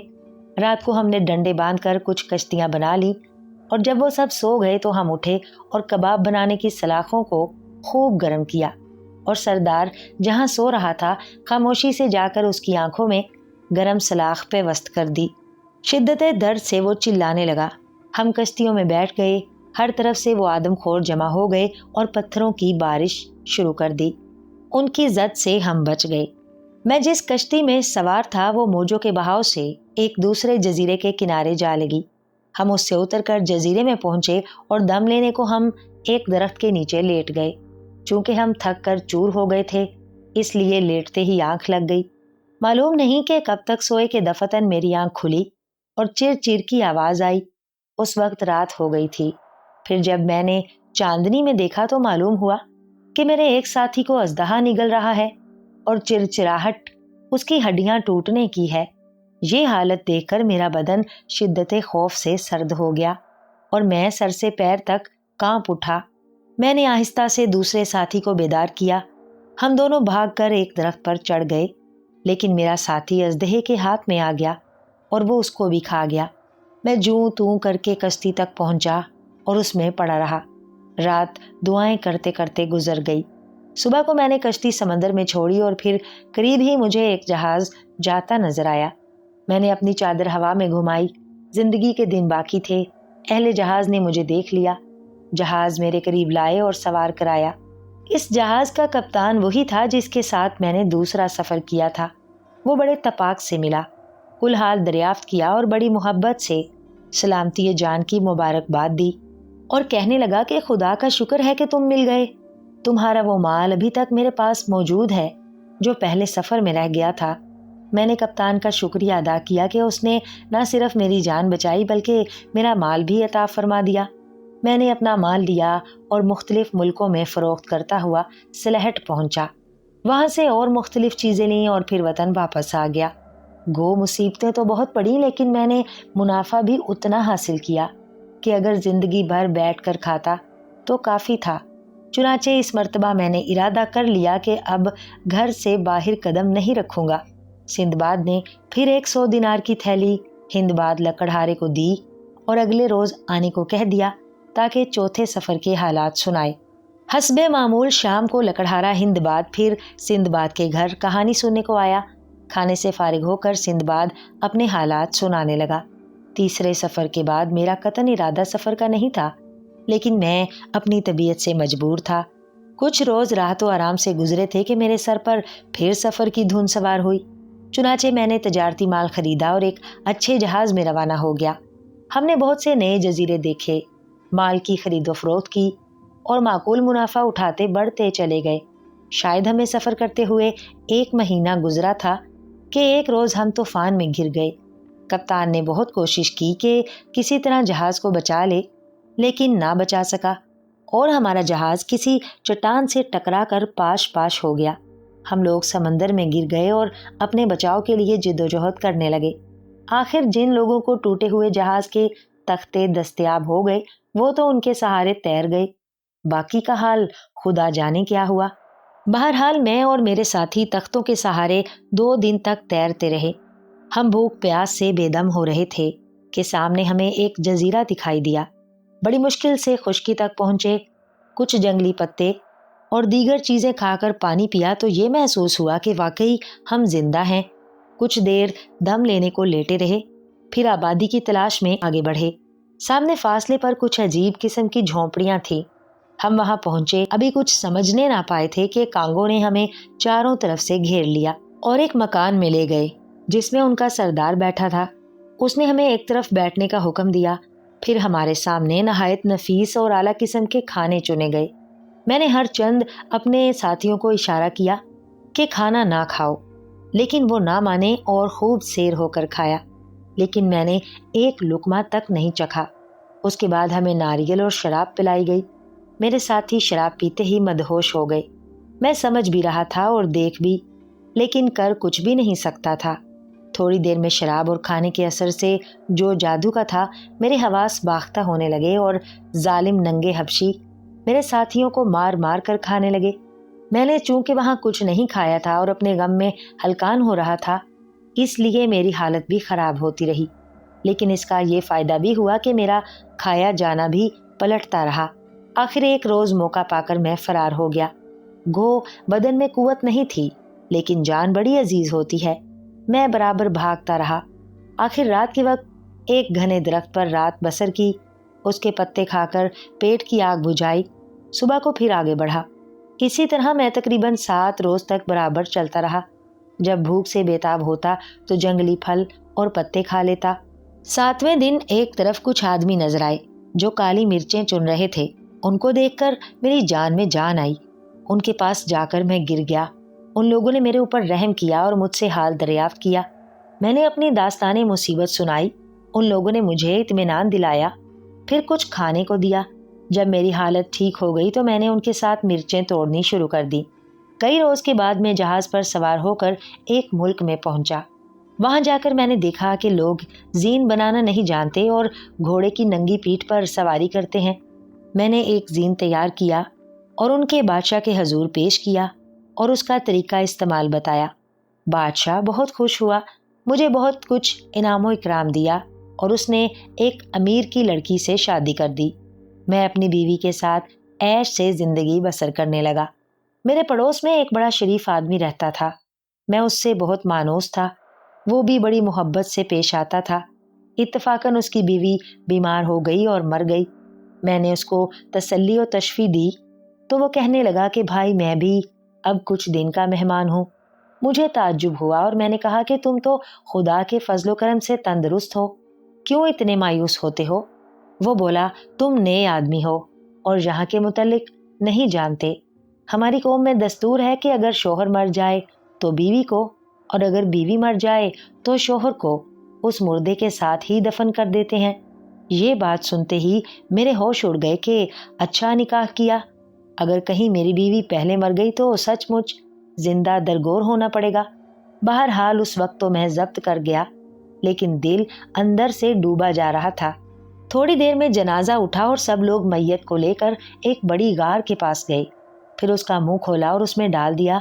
اس کے بعد اس کے شوہر کو 7 روز کا کھانا اور پانی دے کر غار میں اتار دیا گیا اور غار کا منہ بند کر کے واپس چلے گئے۔ میں نے بادشاہ سے مل کر اس رسم کو روکنے کی التجا کی اور بہت خدا کے خوف سے ڈرایا، لیکن اس نے کہا کہ یہ قدیمی روایت ہے، بند نہیں ہو سکتی۔ اگر میں مر جاؤں یا میری بیوی مر جائے تو ہم بھی قانون کی پابندی سے نہیں بچ سکتے۔ مایوس ہو کر لوٹ آیا اور دل میں طے کر لیا کہ اگر اس غلط ملک سے بھاگا جائے تو بہتر ہوگا۔ میں اس فکر میں تھا کہ اتفاقاً میری بیوی بیمار پڑ گئی اور دوسرے ہی روز مر گئی۔ بادشاہ خود تعزیت کے لیے آیا، لیکن میرا حال برا تھا۔ بہرحال جنازہ تیار ہو گیا۔ सब गार पर पहुंचे।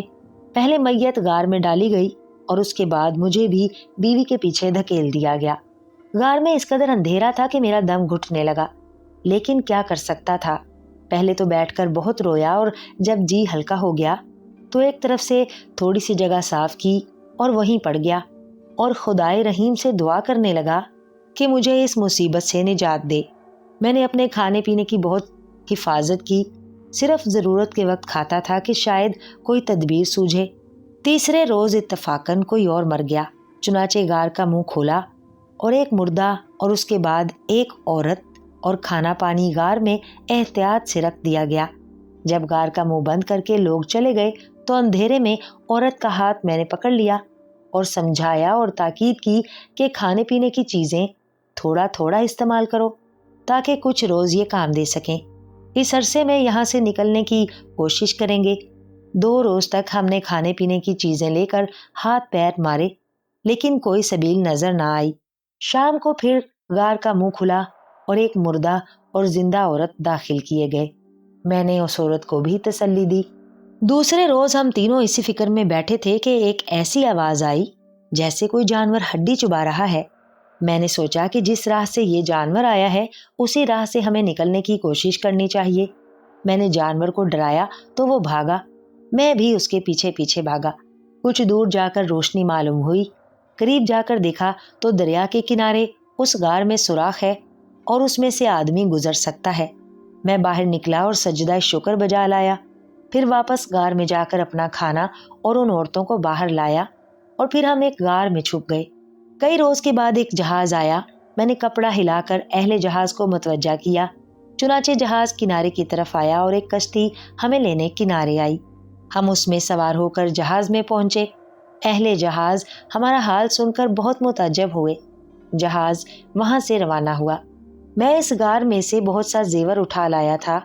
एक जजीरे में पहुंचकर उसको फरोख्त किया और असबाब तिजारत खरीदा और मुख्तलिफ मुल्कों में कारोबार करते हुए बखैरियत बसरा आ गया और वहाँ से बरास्ता खुश्की बगदाद आया और अल्लाह ताला का शुक्र अदा किया और अज़म कर लिया कि अब हरगिज़ सफ़र में नहीं जाऊँगा। इसके बाद सिंदबाद ने एक और दिनारों की थैली लकड़हारा हिंदबाद को अता की। फिर अगले रोज़ आने के लिए कहा। हस्बे मामूल लकड़हारा शाम के वक्त सिंदबाद के पास आया और खाने के बाद सिंदबाद ने सफ़रनामा शुरू किया। सिंदबाद ने कहा कि चौथे सफ़र के बाद गो मैंने सख्त अहद किया था कि आइंदा बगदाद से बाहर कदम नहीं रखूंगा, लेकिन चंद रोज़ के ऐशो राहत ने फिर सफ़र का शौक पैदा कर दिया और मैं असबाब तिजारत लेकर बसरे की तरफ रवाना हो गया। बसरा पहुंचकर मैंने अपने लिए एक जहाज़ का इंतज़ाम किया और उसकी तैयारी में मैंने इस अमर का ख़ास ख्याल रखा कि तूफ़ान का मुकाबला आसानी से हो सके और हर किस्म की राहत व आसाइश उसमें फ़राहम की। जहाज़ तैयार हो गया तो हम सफ़र पर रवाना हो गए और मुख्तलिफ मकामात से होते हुए एक जजीरे में पहुँचे। वहाँ मैंने सीमुर्ग का अंडा देखा और अपने साथियों को भी दिखलाया। मेरे साथी मना करने के बावजूद उस अंडे को तोड़कर खा गए। मैंने कहा कि जो तुमने किया उसका नतीजा खतरनाक होगा, फौरन लंगर उठाओ और यहाँ से चल दो। चुनाचे जल्द सवार होकर हम वहाँ से रवाना हो गए, लेकिन ज्यादा दूर नहीं गए थे कि सीमुर्ग का जोड़ा आ गया और अपने अंडे को टूटा हुआ देखकर गैज़ो गजब के आलम में जहाज पर हमला आवर हुए और बड़े बड़े पत्थर उठाकर जहाज पर गिराने शुरू कर दिए। कप्तान ने हर चंद कोशिश की कि जहाज को इस मुसीबत से बचा ले जाए, लेकिन ये मुमकिन ना हो सका। आखिर उस जोड़े ने इतने पत्थर जहाज पर बरसाए कि जहाज तबाह हो गया और बहुत से साथी हलाक हो गए। हम तख्तों के सहारे तैरने लगे। मुझे मालूम नहीं मेरे साथियों का क्या हशर हुआ। बहरहाल मुझे मौजें लिए फिरती रहीं। तमाम दिन की मुसीबत के बाद एक जोरदार मौज ने मुझे एक सरसब्ज व शादाब छोटे से जजीरे में ला डाला। मैं जूं तू करके उठा और साफ सी जगह देखकर लेटने का इंतजाम किया। खाने की उस जजीरे में कोई कमी न थी। हर तरफ जंगली अंगूरों की बेलें फैली हुई थीं। मैंने अंगूर खाए और आकर लेट गया। रात मैंने आराम से गुजारी। सुबह उठकर चला के देखूं यहाँ से निकलने की क्या सबील होगी। फिरते फिराते एक चश्मे के किनारे पहुंचा, जहां से मैंने एक बूढ़े को देखा जो अपना निस्फ धड़ पत्तों से छुपाए हुए बैठा था। جب اس کی نظر مجھ پر پڑی تو مسکرا کر اشارے سے مجھے اپنے پاس بلایا اور کہا کہ مجھے چشمے کے کنارے پہنچا دے۔ اس کے پیروں میں ہڈی بالکل نہیں تھی۔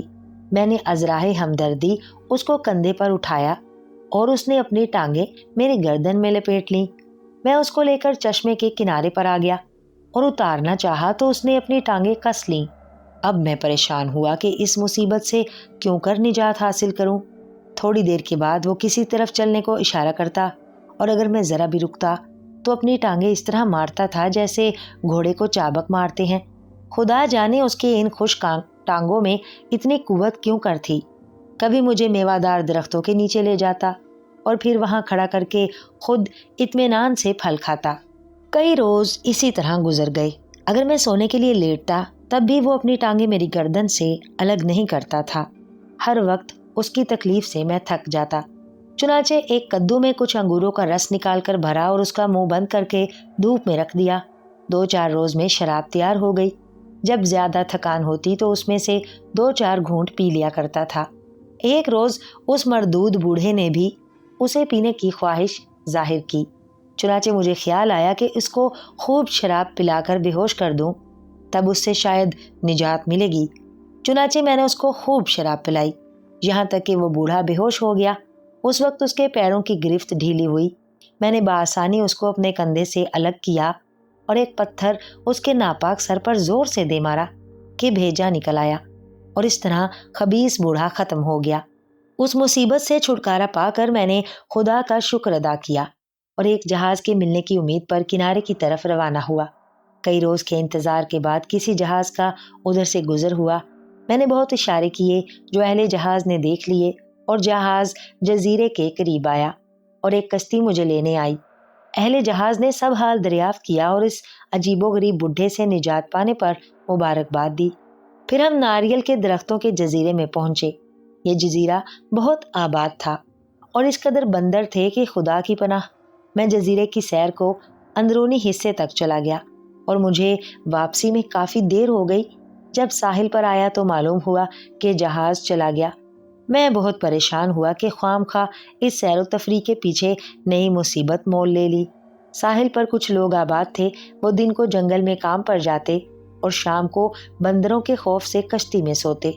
ان میں سے ایک نے حال سن کر مجھے اپنی کشتی میں جگہ دے دی اور کہنے لگا، صبح کو چند ٹوکرے لے کر جب سب لوگ سو جائیں تو تم بھی ان کے ساتھ چلے جانا۔ یہ ناریل اکٹھے کرتے ہیں، جب کچھ ناریل تمہارے پاس جمع ہو جائیں گے تو کسی جہاز والے کو فروخت کر کے پیسہ حاصل کرنا اور پھر اس جہاز میں جہاں جی چاہے چلے جانا۔ اگلے روز بھی میں ٹوکرے لے کر ان لوگوں کے ساتھ چلا گیا۔ جنگل میں پہنچ کر ان لوگوں نے ناریل کے درختوں پر پتھر پھینکنے شروع کر دیے۔ تھوڑی دیر میں ناریل گرنے لگے۔ میں یہ دیکھ کر حیران تھا کہ درخت کی چوٹی پر تو پتھر نہیں جاتا اور ناریل گر رہے ہیں۔ غور کرنے پر معلوم ہوا کہ بندر چڑھے ہوئے ہیں اور جب ہم پتھر پھینکتے ہیں تو ہماری نقل میں وہاں سے ناریل گراتے ہیں اور لوگ ان کو اٹھا لیتے ہیں۔ چنانچہ میں نے بھی یہی کام شروع کر دیا اور شام تک بہت سے ناریل جمع ہو گئے۔ اسی طرح میں روزانہ ناریل کے جنگل میں جاتا اور ناریل اکٹھے کرتا۔ جب کافی ذخیرہ ہو گیا تو ایک روز ایک جہاز آیا اور سب کے تمام ناریل خرید لیے۔ میں اسی جہاز میں سوار ہو کر وہاں سے روانہ ہوا۔ پھر ہم ایک ایسے جزیرے میں آئے جہاں موتی نکالے جاتے تھے۔ میرے پاس کافی دینار تھے۔ میں نے بھی قسمت آزمائی کی، مقدر کی یاوری کہ بہترین قسم کے موتی نکلے۔ میں ان کو لے کر اسی جہاز میں بصرے آیا اور وہاں سے بخیر و عافیت بغداد آ گیا۔ اس مرتبہ بھی توبہ کی کہ اب سفر کا نام تک نہیں لوں گا۔ اس کے بعد بدستور سندباد نے لکڑہارے ہندباد کو 100 دینار کی تھیلی دی اور اگلے دن آنے کی پھر دعوت دی۔ جب تک سفر کی تھکان دور نہ ہوئی اور ان خوفناک واقعات کی یاد تازہ رہی جو 5ویں سفر میں مجھے پیش آئے تھے، میں اپنے عہد پر قائم رہا۔ لیکن عیش و عشرت اور زندگی کی یکسانیت سے طبیعت سیر ہو گئی تو پھر میں نے سفر کی ٹھان لی۔ تاجروں کی ایک جماعت جو کہ کاروباری سلسلے میں باہر جا رہی تھی، میں بھی اسباب تجارت لے کر اس کے ساتھ ہو لیا۔ کچھ دن تک ہم لوگ بامن و امان بحری سفر کرتے رہے۔ ایک روز ہماری جماعت جہاز میں سفر کر رہی تھی کہ کپتان گھبرایا ہوا آیا اور کہنے لگا کہ ہم بھنور میں پھنس گئے ہیں اور جہاز کے بچ نکلنے کی کوئی امید نہیں۔ लोग रोने पीटने लगे। थोड़ी देर में हमारा जहाज गर्दाब में फंसकर एक ज़ेरे आब चट्टान से टकरा कर टुकड़े टुकड़े हो गया। कुछ आदमी तो फौरन ही गर्क हो गए और कुछ टूटे हुए तख्तों के सहारे तैरने लगे। मैं भी एक तख्ते के ऊपर बहता हुआ एक पहाड़ के किनारे जा लगा। तख्ते से उतरकर मैं पहाड़ पर चढ़ गया और कुछ जंगली पत्ते और जड़ें खाई। वहां मैंने देखा कि लातादाद इंसानी ढांचे पड़े हुए हैं, जिनसे ये अंदाजा होता है कि शायद हमसे पहले बहुत से जहाज इस गर्दाब में फंसकर तबाह बर्बाद हो चुके हैं। मरने वालों का बहुत सा जवाहर भी वहां पड़ा था। एक रोज दम लेने के बाद सोचा कि यहाँ खाने के लिए दरख्तों के पत्तों और जड़ी बूटियों के सिवा कोई चीज नहीं है। अगर चंद रोज इसी तरह बेआबोदाना रहना पड़ा तो यकीनन हलाक हो जाऊंगा। चुनाचे मैंने कुछ डंडे इकट्ठे करके एक बहने वाली कश्ती तैयार की और कश्ती को समंदर में डाल दिया और अल्लाह अकबर कहकर उसमें बैठ गया और चल दिया। सफर की थकान और भूख की शिद्दत से कुव्वते बर्दाश्त जवाब दे गई और मैं कश्ती में बेहोश हो गया। मुझे याद नहीं कि मैं कब तक बेहोश रहा, लेकिन जब मेरी आंख खुली तो मैंने देखा कि मेरी कश्ती साहिल पर बंधी हुई है और साफ आसमान पर सूरज चमक रहा है। मैंने इधर उधर देखा कि मेरी कश्ती के किनारे पर चंद आदमी बैठे हुए नजर आए और इशारे से उनको करीब बुलाया और हाल दरियाफ्त किया, लेकिन वो मेरी जुबान ना समझे और ना ही उनकी गुफ्तगू मेरी समझ में आई। मजबूरन मैंने इशारे से कुछ खाने को मांगा। उन लोगों ने मुझे खाने के लिए दिया। फिर मैं कश्ती से उतरकर साहिल पर आ गया। चंद रोज इसी तरह उनके साथ बसर किए कि जिस चीज की जरूरत मुझे होती इशारे से मांग लेता। खुशकिस्मती से एक दिन एक शख्स आया जो अरबी जानता था। उसके जरिए मैंने अपने हालात उन लोगों को बताए। वो लोग मुझे अपने बादशाह के पास ले गए और उसी मुतरजम के जरिए गुफ्तगू हुई। बादशाह को जब ये मालूम हुआ कि मैं बगदाद का रहने वाला हूँ तो वो बहुत खुश हुआ और कहने लगा कि मैं खलीफा हारून रशीद का बाजिक दाज हूँ। चंद रोज मैं उसी शहर में रहा और जब सफर की थकावट दूर हो गई तो मैंने बादशाह को खबर दी कि मैं अपने वतन जा रहा हूँ। तो बादशाह ने खलीफा की खिदमत में पेश करने के लिए बहुत से तहाइफ और एक खत मुझे दिया और एक जहाज में जो बसरा जा रहा था सवार करा दिया।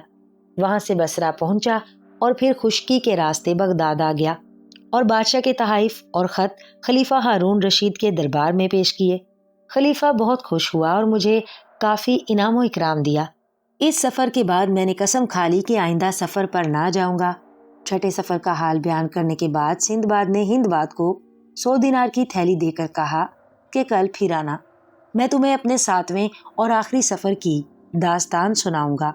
अगले रोज शाम को हस्बे मामूल लकड़हारा हिंदबाद फिर आया और खाना खाने के बाद सिंदबाद ने अपने 7वें सफर की कहानी शुरू की।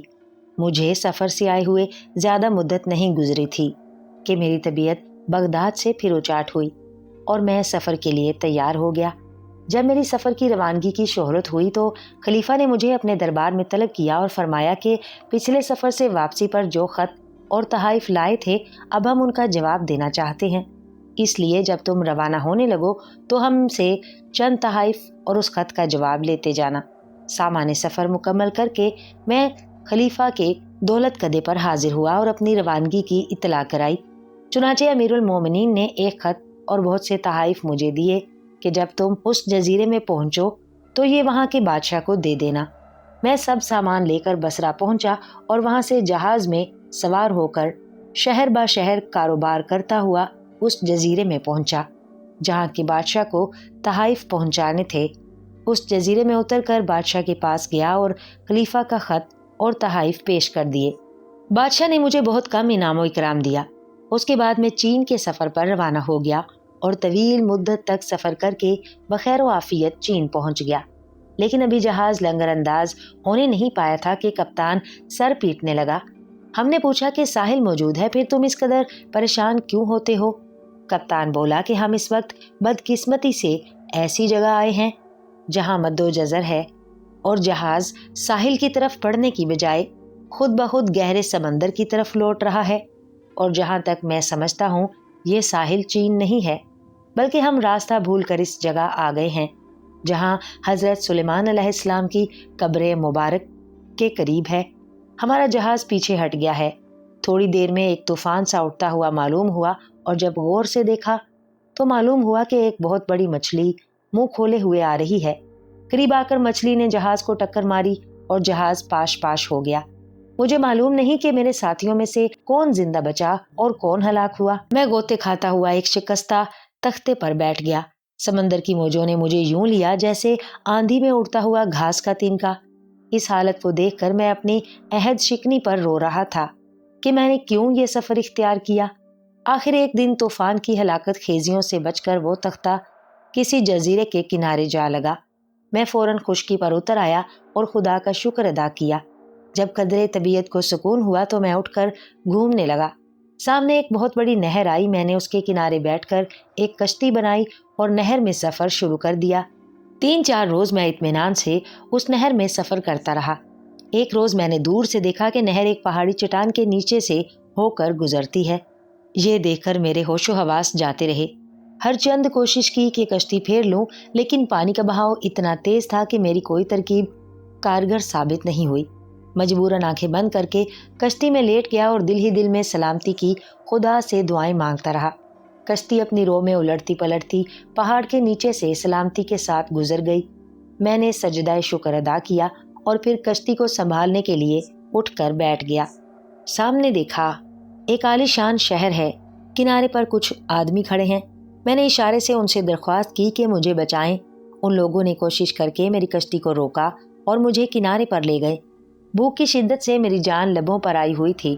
ان لوگوں نے مجھے کھانا دیا، پھر اپنے ساتھ شہر میں لے گئے اور 3 روز تک میری اتنی خاطر و مدارت کی کہ میں جو اپنا گھر بھول گیا۔ چوتھے روز مجھے ساحل پر لے آئے اور کہنے لگے، یہ تمہارا مال ہے، اگر تم چاہو تو اس کو اچھے منافع پر فروخت کیا جا سکتا ہے۔ میں نے حیران ہو کر کہا کہ میرے ساتھ کوئی مال و اسباب نہیں۔ وہ ہنس کر کہنے لگے کہ یہ لکڑی جس سے تم نے کشتی بنائی ہے بے حد قیمتی ہے۔ گو اس وقت بازار کا بھاؤ گرا ہوا ہے، لیکن پھر بھی کم از کم 1100 دینار میں فروخت ہو سکتی ہے۔ یہ کہہ کر وہ مجھے گھر لائے اور 1100 دینار اور رہائش کے لیے ایک مکان دیا۔ اس تمام عرصے میں میرا میزبان ایک بوڑھا شخص میرے ساتھ رہا کرتا تھا۔ جب میں وہاں رہنے لگا تو ایک روز بوڑھے نے کہا کہ میرا آخری وقت قریب آ چکا ہے، اگر تم میری لڑکی سے شادی کر لو تو بڑی مہربانی ہوگی۔ میں نے اس کا شکریہ ادا کیا اور شادی کر کے ہنسی خوشی رہنے لگا۔ چند روز بعد اس بوڑھے کا انتقال ہو گیا اور اس کی تمام جائیداد کے وارث میں اور میری بیوی قرار پائے۔ 1 ہفتے کے بعد میں نے محسوس کیا کہ یہ لوگ عجیب قسم کے ہیں، کیونکہ ہر مہینے بعد ان کے پر نکل آتے ہیں اور یہ اڑ کر کہیں جاتے ہیں۔ ایک دفعہ ایک شخص کی خوشامد کر کے میں بھی اس کے پروں میں لپٹ گیا اور وہ مجھے اڑا کر ایک پہاڑ پر لے گیا۔ وہاں پہنچ کر میں نے دیکھا کہ اسی قسم کے اور بہت سے پروں والے آدمی جمع ہیں اور فرشتوں کی تسبیح و تہلیل کی جان پرور آوازیں آ رہی ہیں۔ بے اختیار میری زبان سے سبحان اللہ نکل گیا۔ یہ سنتے ہی وہ مجھ پر پل پڑے اور ادموا کر کے رکھ دیا۔ میں سخت حیران تھا کہ ایک مصیبت سے نکلتا ہوں اور دوسری آ موجود ہوتی ہے۔ اسی اثنا میں 2 بہت خوبصورت نوجوان میرے قریب آئے اور سلام کر کے مجھے تسلی دی اور ایک سونے کی چھڑی دے کر کہہ گئے کہ اب نیچے اترو۔ میں پہاڑ سے نیچے اترنے کی کوشش کر رہا تھا اور تھوڑی دور چلا تھا کہ سامنے سے ایک آدمی بھاگتا ہوا آیا جس کے تعاقب میں ایک اژدہا آ رہا تھا۔ میں نے اس آدمی کو اس اژدہے سے بچایا اور وہ میرا بہت ممنون ہوا اور ہم دونوں آگے چلے تو کیا دیکھتا ہوں کہ سامنے سے وہی آدمی آ رہا ہے جو مجھے پروں پر بٹھا کر پہاڑ پر لایا تھا۔ قریب آ کر اس نے میری بڑی خوشامد کی اور اپنے پروں پر بٹھا کر مجھے دوبارہ گھر پر چھوڑ گیا۔ میری بیوی نے سلامتی پر شکر ادا کیا اور کہنے لگی، ان لوگوں سے بالکل میل جول نہ رکھو، یہ لوگ اخوان الشیاطین ہیں۔ میں نے کہا کہ پھر ایسی جگہ رہنے سے کیا فائدہ؟ وہ کہنے لگی کہ بسم اللہ اپنے وطن چلو۔ چنانچہ میں نے کل جائیداد فروخت کر کے سامان تجارت خریدا اور ایک جہاز میں سوار ہو کر بخیریت بصرے آ گیا اور وہاں سے خرید و فروخت کرتا ہوا بغداد آیا اور ہمیشہ کے لیے سفر سے توبہ کی اور اب عیش و آرام کی زندگی بسر کرتا ہوں۔ یہ قصہ سندباد نے سنا کر 100 دینار کی تھیلی ہندباد کو دی اور کہا کہ اگر تمہیں منظور ہو تو آئندہ میرے پاس رہو اور کاروبار کرو۔ چنانچہ ہندباد ماں اپنے اہل و عیال کے सिंदबाद के पास आ गया और भाइयों की तरह रहने लगा। गुलाम की गलत बयानी और औरत का कत्ल। खलीफा हारून रशीद एक रोज़ सरे शाम जाफर और मसरूर के साथ लिबास तब्दील किए हुए हालात मालूम करने की गर्ज से फिर रहा था कि एक बूढ़े माहीगीर को देखा कि बैठा हुआ किस्मत का गिला कर रहा है। खलीफा ने जाफर को इशारा किया कि हाल दरियाफ्त करो। जाफर बूढ़े के पास गया और बड़ी हमदर्दी से पूछा कि बाबा, क्या बात है, तकदीर का शिकवा क्यों कर रहे हो? बूढ़ा बोला कि मैं एक अयालदार माहीगीर हूँ। आज तमाम दिन दरिया में जाल डालता रहा, लेकिन एक मछली भी हाथ नहीं पड़ाई और घर वालों के पास भी कुछ नहीं। तो खलीफा ने कहा, दरिया पर मेरे हमराह चलो और अपना जाल डालो, जो कुछ भी निकलेगा मैं उसे 100 दिनार में खरीद लूंगा। बूढ़ा बहुत खुश हुआ और उसी वक्त जाल कांधे पर डालकर चलने को तैयार हो गया और दरिया पर पहुंचकर माहीगीर ने जाल फेंका। इत्तफाकन जाल में भारी संदूक आ गया। खलीफा ने हस्बे वादा 100 दिनार अता फरमाए और संदूक लेकर महल में वापस आया। संदूक खोला तो उसमें से जवान औरत के टुकड़े की हुई लाश बरामद हुई। खलीफा हारून रशीद ने जाफर की तरफ देखकर कहा, यह क्या माजरा है? इतना बड़ा जुल्म मेरे कदमों के नीचे हो जाए और किसी को खबर तक न हो। मैं तुम्हें 3 रोज की मोहलत देता हूँ। अगर इस अरसे में हालात मालूम ना हुए और कातिल ना मिला तो तुम कत्ल किए जाओगे। जाफर हैरान और परेशान घर वापस आया।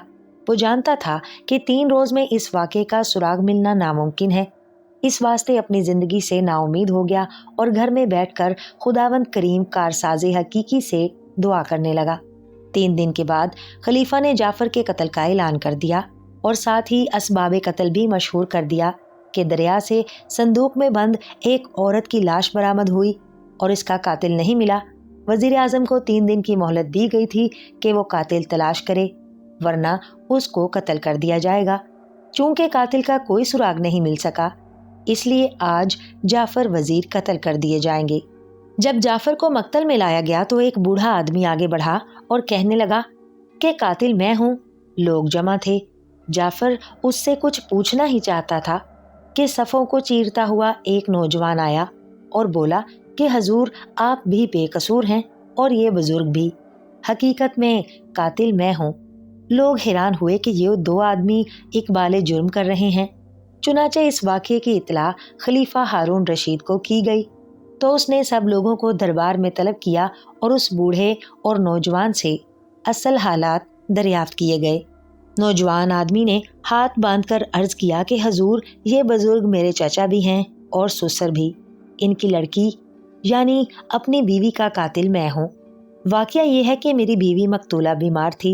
एक हकीम साहब ने उसके लिए सेब तजवीज़ किए और मैंने हर चंद सेब तलाश किए, लेकिन बगदाद में उस वक्त एक सेब भी ना मिला। एक आदमी ने कहा कि बसरे के शाही बाग में आजकल सेब मिल सकते हैं और कहीं नहीं। चुनाचे मैं बसरे गया और 3 सेब खरीदे और लाकर अपनी बीवी को दे दिए। शाम को मैं अपनी दुकान पर बैठा था कि सामने से एक गुलाम गुजरा जो सेब उछालता जा रहा था। मैंने देखा और पहचाना कि ये वही सेब है जो मैं बसरे से लाया था।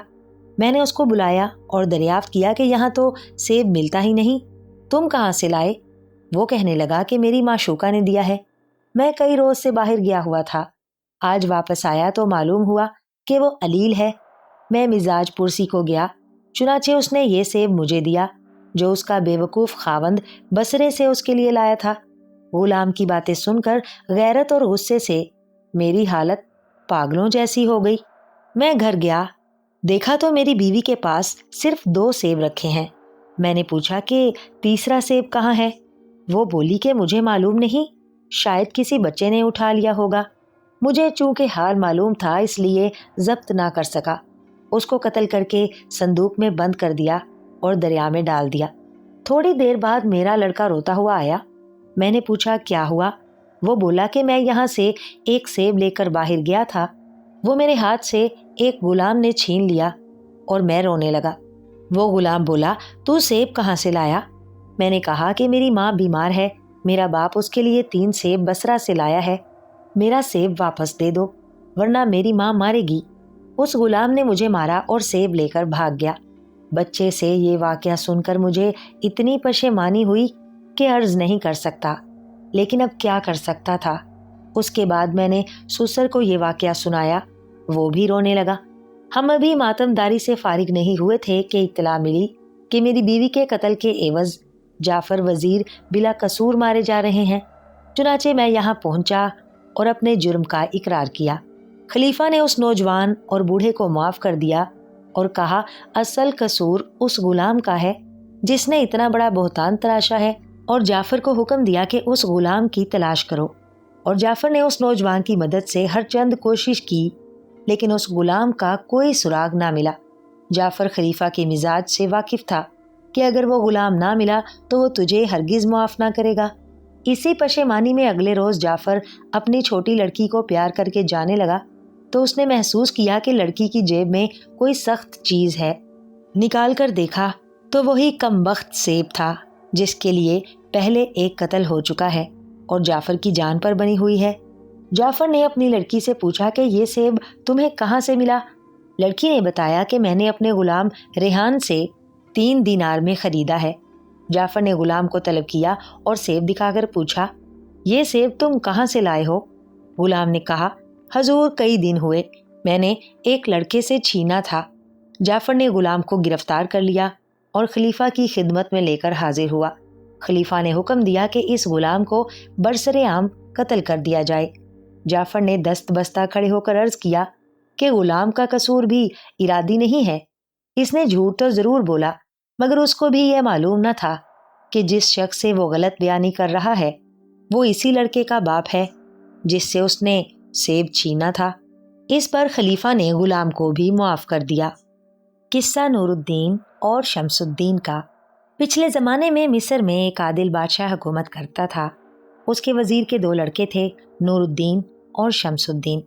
ایک روز شام کو دونوں بھائی بیٹھے ہوئے آپس میں باتیں کر رہے تھے کہ نور الدین نے کہا کہ اچھا ہو جو ہم دونوں بھائیوں کی شادی ایک ہی گھر میں ہو جائے اور ایک ہی روز ہم دونوں کی شادی کر دی جائے۔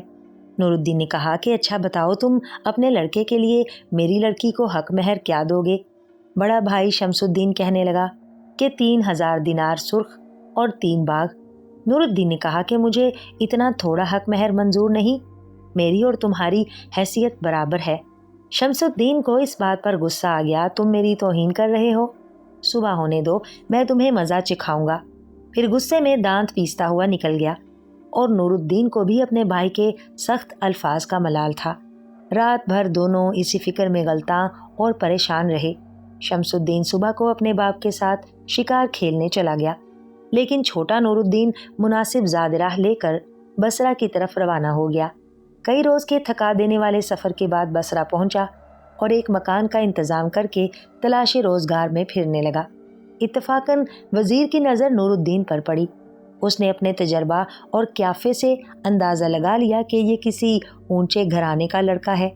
اس نے اپنے ہمراہیوں میں سے ایک شخص کو حکم دیا کہ وہ نور الدین کو اپنے ساتھ لا کر میرے سامنے پیش کرے۔ چنانچہ وہ شخص نور الدین کے پاس آیا اور کہنے لگا کہ آپ کو وزیر اعظم بلاتے ہیں، میرے ساتھ چلیے۔ نور الدین اس کے ساتھ ہو لیا اور وزیر کی خدمت میں حاضر ہو کر بہت ادب سے سلام کیا۔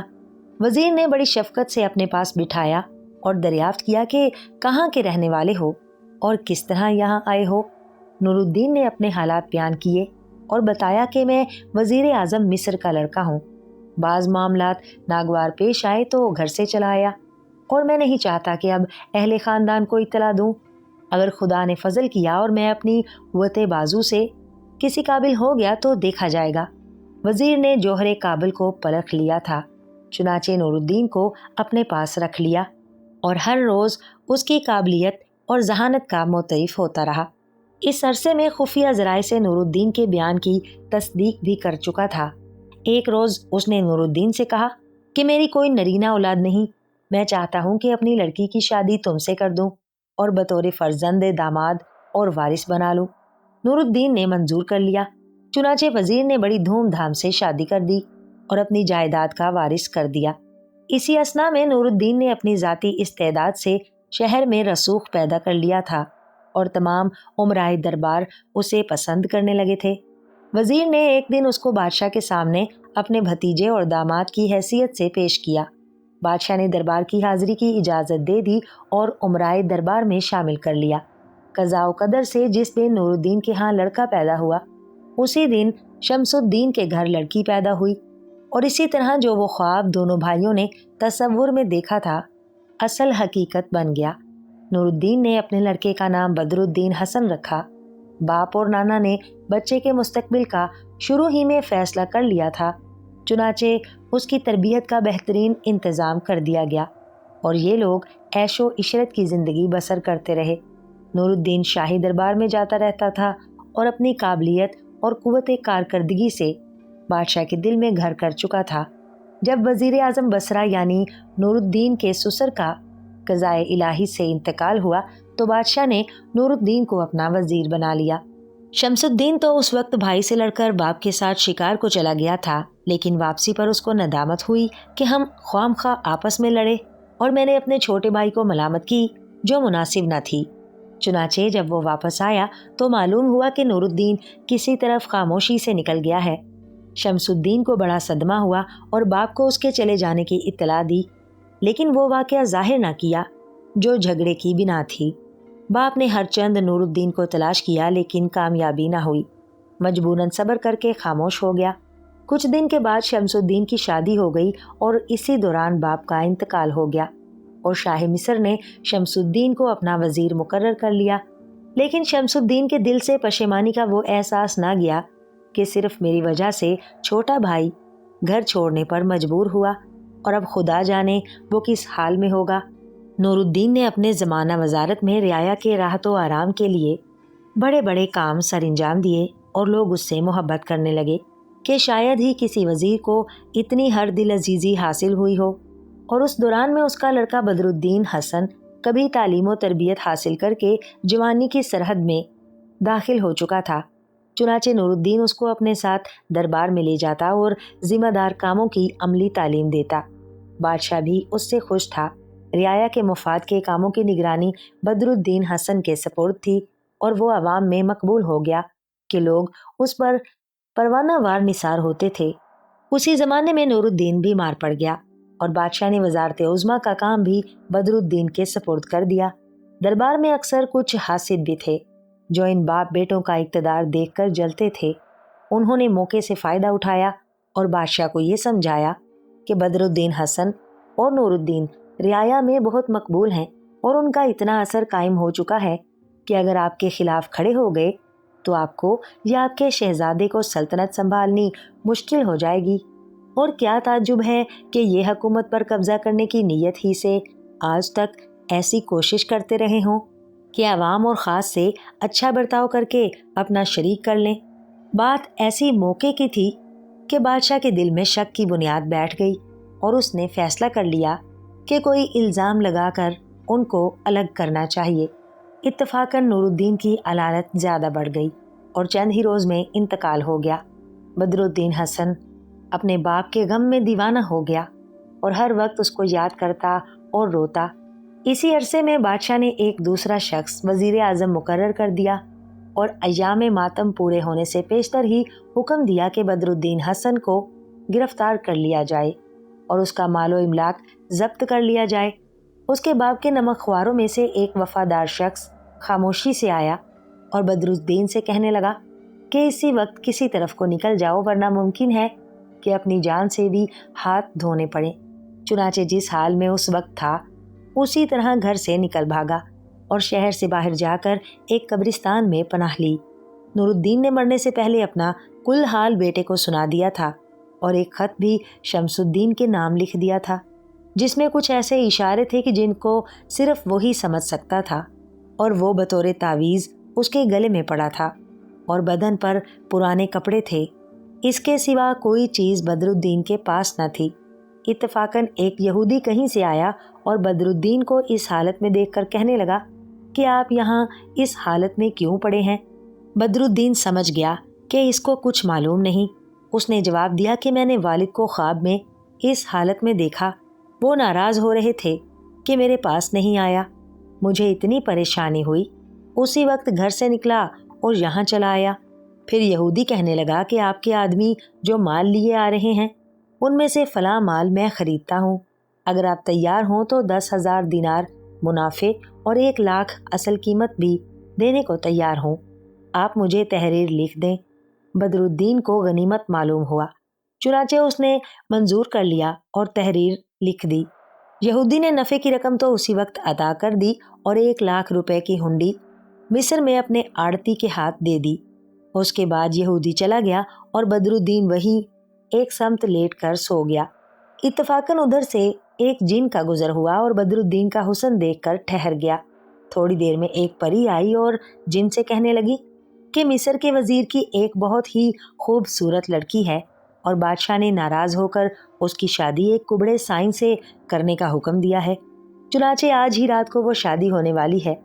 मेरी राय में बेहतर ये है कि इस नौजवान को वहां ले चलो और कुबड़े साइन की बजाय नौजवान से शादी करा दो। जिन ने मंजूर कर लिया और बदरुद्दीन को लेकर मिस्र गया। उसी वक्त कुबड़ा साइन दूल्हा बनाया जा रहा था। शादी के हंगामे का शोर सुनकर बदरुद्दीन जागा और हैरान रह गया कि मैं कहाँ आ गया हूँ। करीब था कि शोर मचा दे, लेकिन जिन ने असल वाकया बताकर उसे हुक्म दिया कि हम जो कुछ कहें वो करते रहो। जब बारात चली तो जिन ने बदरुद्दीन को कुबड़े के दाएं तरफ चलने को कहा और एक थैली अशरफियों की दे दी कि खूब लुटाते चलो, ये ख़त्म नहीं होगी। बारात वजीर के मकान पहुंची और मरासिम निकाह की अदायगी का वक्त आया। उसी वक्त जिन ने काजी साहब को अलग लाकर अपनी सूरत दिखाई। खौफ के मारे करीब था कि काजी साहब बेहोश हो जाएं, लेकिन जिन ने उन्हें तसल्ली दी और कहा कि इस मरदूद कुबड़े की बजाय तुम खामोशी से वजीर की लड़की का निकाह इस नौजवान से पढ़ा दो। काजी साहब कांपते हुए आकर बैठे और निकाह ख्वानी के वक्त आहिस्ता से बदरुद्दीन की तरफ मतवज्जा होकर निकाह पढ़ा दिया और कुबड़ा दूल्हा यूं ही बैठा रहा। इतने में जिन ने दूसरी तरफ लोगों को ऐसा डराया कि एक हंगामा बपा हो गया और किसी को पता न चला कि कुबड़े की बजाय निकाह बदरुद्दीन से हो गया है। जब कदरे सुकून हो गया और बाराती रुखसत हो गए और दूल्हा को हुजरा अरूसी में तलब किया गया, कुबड़े ने बदरुद्दीन की तरफ देखकर कहा कि तुम बाहर क्यों नहीं जाते। परी ने बदरुद्दीन को सिखा दिया था कि तुम कुबड़े की किसी बात का जवाब ना देना और खुद हुजरा अरूसी में चले जाना। कुबड़े का हम बंदोबस्त कर देंगे। चुनाचे बदरुद्दीन अंदर चला गया और जिन एक बिल्ली की शक्ल बनकर कुबड़े के सामने गुर्राया, फिर गधे की शक्ल बन गया, जिसे देखकर कुबड़े मियाँ डर गए। फिर एक ग्रांडील भैंस सा बनकर कुबड़े की तरफ चला और कहने लगा कि खबरदार जो यहाँ से हरकत की या किसी से तुमने इस वाक़ये का जिक्र किया। इसके बाद कुबड़े को उल्टा करके दीवार के सहारे खड़ा कर दिया और आप गायब हो गया। कुबड़े मियाँ तो खौफ की वजह से बदस्तूर दीवार के सहारे उल्टे खड़े हैं, लेकिन बदरुद्दीन अंदर पहुंचा। कनीज़े दुल्हन तक बदरुद्दीन को लाईं और फिर वजीरजादी को मुबारकबाद देकर रुखसत हो गईं। दुल्हन कुबड़े की बजाय एक बेहद हसीन नौजवान को देखकर बहुत खुश हुई। बदरुद्दीन जो जिन और परी से किस्सा सुन चुका था, बेतकल्लुफ दुल्हन के पास बैठ गया। दुल्हन ने उससे पूछा कि मैंने तो सुना था कि मेरी शादी एक कुबड़े साईं से की जा रही है। बदरुद्दीन ने उससे कहा कि तुम्हारा कुबड़ा साईं मैं ही हूँ। फिर दोनों देर तक बातें करते रहे। बदरुद्दीन ने दुल्हन को जिन और परी का वाकया बताया। सोने से कबल बदरुद्दीन ने अपना लिबास उतार कर करीब की कुर्सी पर रख दिया था और उसके पास अशरफियों की वो थैली भी थी जो इस यहूदी से ली थी। सुबह के वक्त जिन और परी ने आपस में मशवरा किया कि अगर सुबह को बादशाह ने हाल मालूम करके उस गरीब को हलाक करा दिया तो बहुत बुरी बात होगी, इसलिए इस नौजवान को किसी दूसरी जगह पहुंचा देना चाहिए और कुबड़े को ताकीद कर देनी चाहिए वो किसी से इस वाक़ये का जिक्र ना करे और फौरन इस मुल्क को छोड़कर किसी दूसरी जगह चला जाए। चुनाचे पहले तो कुबड़े के पास गए जो बदस्तूर उल्टा खड़ा था। उसको खूब डरा धमका कर कह दिया कि आज कल शाम तक तुम इस मुल्क में नजर आए तो तुम्हारी खैर नहीं। इसके बाद उन्होंने बदरुद्दीन को उठाया और दमिश्क की जानिब मस्जिद की सीढ़ियों में लटा दिया। सुबह को जब बदरुद्दीन की आंख खुली और अपने आप को इस हाल में पाया तो बहुत हैरान हुआ। नमाजी उसके चारों तरफ जमा हो गए और हाल दरियाफ्त करने लगे, तुम कौन हो और यहाँ क्यों पड़े हो। बदरुद्दीन ने तमाम वाक़या सुनाया तो लोगों ने समझा कि गरीब का दिमाग ख़राब हो गया है, अजीब बातें करता है। परसों बसरे में था, कल मिस्र में शादी हुई और वज़ीरज़ादी के साथ, और सुबह दमिश्क की जामिया मस्जिद में आ गया है। खुद बदरुद्दीन भी सोच रहा था کہ جو کچھ میں نے دیکھا وہ عالم بیداری میں تھا یا خواب میں۔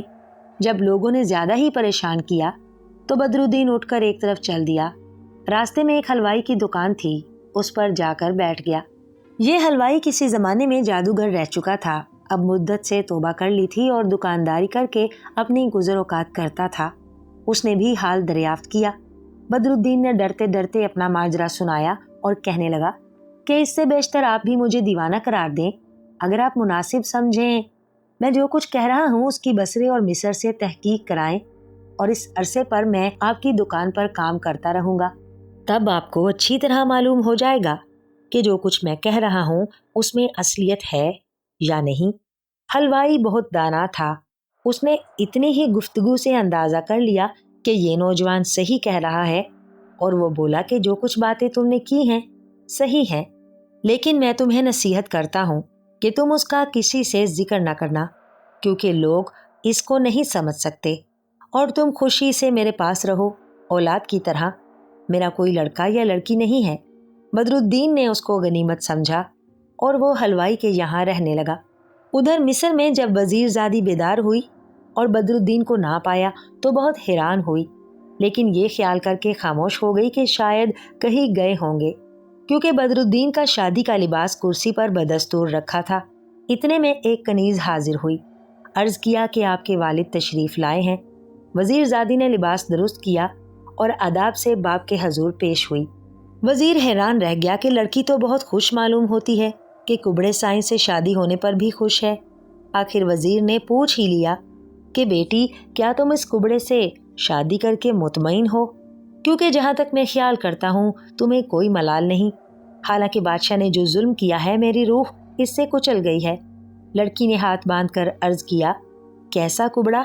میرا شوہر تو ایک بہترین، شریف، خوبصورت اور صحت مند نوجوان ہے، اور شاید کسی ضرورت سے باہر گئے ہیں۔ یہ ان کا لباس رکھا ہے، وہ آ جائیں تو آپ بھی دیکھ لیجئے گا۔ شمس الدین یہ سن کر حیران ہوا اور اپنے داماد کو دیکھنے کے لیے باہر آیا تو کیا دیکھتا ہے کہ کبڑا دیوار سے الٹا کھڑا ہوا ہے۔ وزیر نے اس کو سیدھا کیا اور پوچھا، کیا معاملہ ہے؟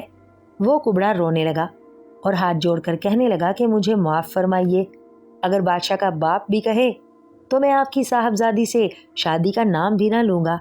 پھر اس جن کی سختیاں اور دھمکیاں یاد کر کے زاروں کی طرح رونا شروع کر دیا اور بار بار وزیر کے پیروں پر گرتا تھا کہ اب زندگی بھر اس شہر کی طرف منہ نہ کروں گا، بس آپ میری خطا معاف کر دیجئے، ورنہ وہ جن مجھے مار ڈالے گا اور میں ابھی شہر چھوڑ دیتا ہوں، لیکن وہ ظالم حکم دے گا کہ سورج نکلنے تک اس جگہ سے ہلا تو ٹکڑے ٹکڑے کر دوں گا۔ وزیر کبڑے کی باتیں سن کر متعجب ہوا اور ایک غلام کو بلا کر حکم دیا کہ اس مردود کو یہاں سے نکال دو۔ چنانچہ کبڑا نکال دیا گیا۔ وزیر اپنی بیٹی کے پاس آیا اور پوچھا کہ تمہارے شوہر آئے؟ لڑکی نے جواب دیا، نہیں، میرے بیدار ہونے سے پہلے وہ کہیں چلے گئے، پھر مجھے کچھ معلوم نہیں، یہ ان کا لباس رکھا ہے۔ وزیر نے لباس کو الٹ پلٹ کر دیکھا تو اس میں اتفاقاً وہ تعویذ نکل کر گر پڑا جو بدرالدین کے والد نے بطور خط اپنے بھائی شمس الدین کو لکھا تھا۔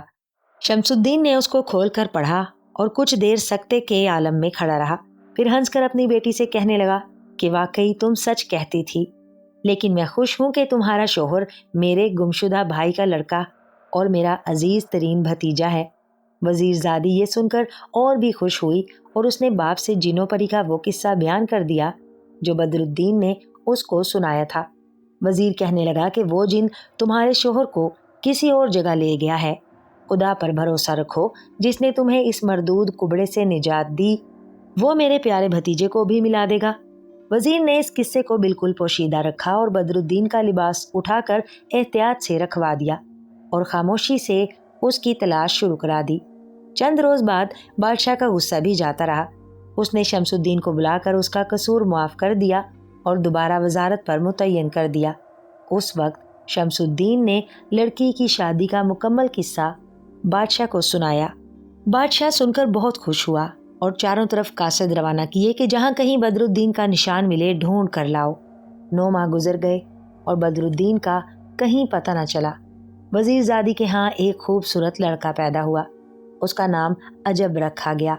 नाना ने उसकी तालीम और तरबियत का बहुत अच्छा इंतज़ाम किया। ज़्यादा प्यार और मोहब्बत की वजह से अजब बहुत शरीर हो गया था और अपने हमसबक लड़कों को अक्सर परेशान किया करता था। एक रोज़ लड़कों ने मशवरा किया कि उसको शर्मिंदा करना चाहिए ताकि ये शरारत करना बंद कर दे। चुनाचे जब अजब आया तो सब लड़के इकट्ठे हुए और कहने लगे कि आओ एक खेल खेलें, और सबसे पहले हर लड़का अपने बाप का नाम बताएगा और अगर किसी को मालूम ना हुआ तो उसको नहीं खिलाएंगे। चुनाचे सब लड़कों ने बाप का नाम बता दिया। जब उसका नंबर आया तो उसने अपने बाप का नाम शमसुद्दीन बताया। लड़के उस पर हंसे और कहा वो तो तुम्हारा नाना है, बाप का नाम बताओ। अजब बहुत शर्मिंदा हुआ और रोता हुआ उस्ताद के पास आया तो उस्ताद ने किस्सा सुनकर कहा कि वाकई तुम्हारे बाप का नाम तो कोई नहीं जानता। अजब ने घर जाकर माँ से सब वाकया बयान किया। वो भी अपने शोहर को याद करके बहुत रोई और बेटे को तसल्ली दी कि बहुत जल्द तुम्हारे अब्बा को बुलाऊंगी। शाम हुई और वजीर ने ख्याल किया कि अब मेरी बेटी में फ़र्क आ रहा है। चुनाचे बादशाह की खिदमत में हाजिर हुआ और दामाद की तलाश में जाने के लिए 10 माह की रुख्सत मांगी। बादशाह ने बखुशी इजाज़त दे दी और कुर्बो जवार के कुल बादशाहों को ख़त लिख दिए कि मेरा वज़ीर एक काम के सिलसिले में आ रहा है, जो मुमकिन हो उसकी इमदाद की जाए। ये गोया मुझ पर ज़ाती एहसान है। शमसुद्दीन ने सामान सफ़र बांध लिया और अपनी बेटी और नवासे को लेकर बदरुद्दीन की तलाश में रवाना हुआ। शहर की पहली मंजिल दमिश्क थी। वहां पहुंचकर शमसुद्दीन ने भतीजे की तलाश में आदमी छोड़ दिए। एक रोज़ अजब अपने अतालीक के साथ दमिश्क के बाजार की सैर को निकला और इत्तफाकन उस दुकान के सामने आ निकला जिसमें बदरुद्दीन हलवाई का काम करता था। चूंकि हलवाई खुद मर चुका था और अब बदरुद्दीन ही उसके कारोबार का मालिक था, बदरुद्दीन ने अजब को दुकान के सामने से गुजरते देखा तो बेख्तियार उसकी तरफ खिंच गया। दुकान से उठकर उसके करीब गया और सलाम करके कहने लगा कि मेरी दुकान पर तशरीफ़ लाइए और कुछ नोश कीजिए। अजब की अतालिक ने इनकार किया और कहा कि ये एक बड़े आदमी का लड़का है, मैं इसको बाजार में खाने की इजाज़त नहीं दे सकता। हलवाई बदरुद्दीन ने बहुत इसरार किया तो अजब कहने लगा मैं ज़रूर इसकी दावत कबूल करूँगा, ख्वाह कुछ ही क्यों ना हो। अतालिक ने भी मंजूर कर लिया और दोनों बदरुद्दीन हसन की दुकान पर गए। बदरुद्दीन ने बहुत एजाज़ से उनको बिठाया और बेहतरीन कुल्फ़ी बनाकर पेश की। अजब और उसके उस्ताद ने खाकर बहुत तारीफ़ की। बदरुद्दीन कहने लगा कि इस किस्म की कुल्फ़ी मेरी वालदा और वालिद के सिवा कोई नहीं बनाता। इसके बाद उस्ताद और अजब चलने लगे तो बदरुद्दीन ने बाइसरार दरख्वास्त की कि कल दोबारा तशरीफ़ लाइएगा। उस्ताद शागिर्द वहाँ से उठकर अपनी जाए क़याम पर वापस आ गए। 3 दिन उन लोगों का क़याम रहा, लेकिन फिर दोबारा बाज़ार जाने का इत्तफाक ना हुआ और जो आदमी बदरुद्दीन की तलाश में भेजे गए थे वो भी नाकाम वापस आए। तो शमसुद्दीन ने बसरे का रुख किया और वहाँ पहुंचकर शाह मिस्र का ख़त पेश किया।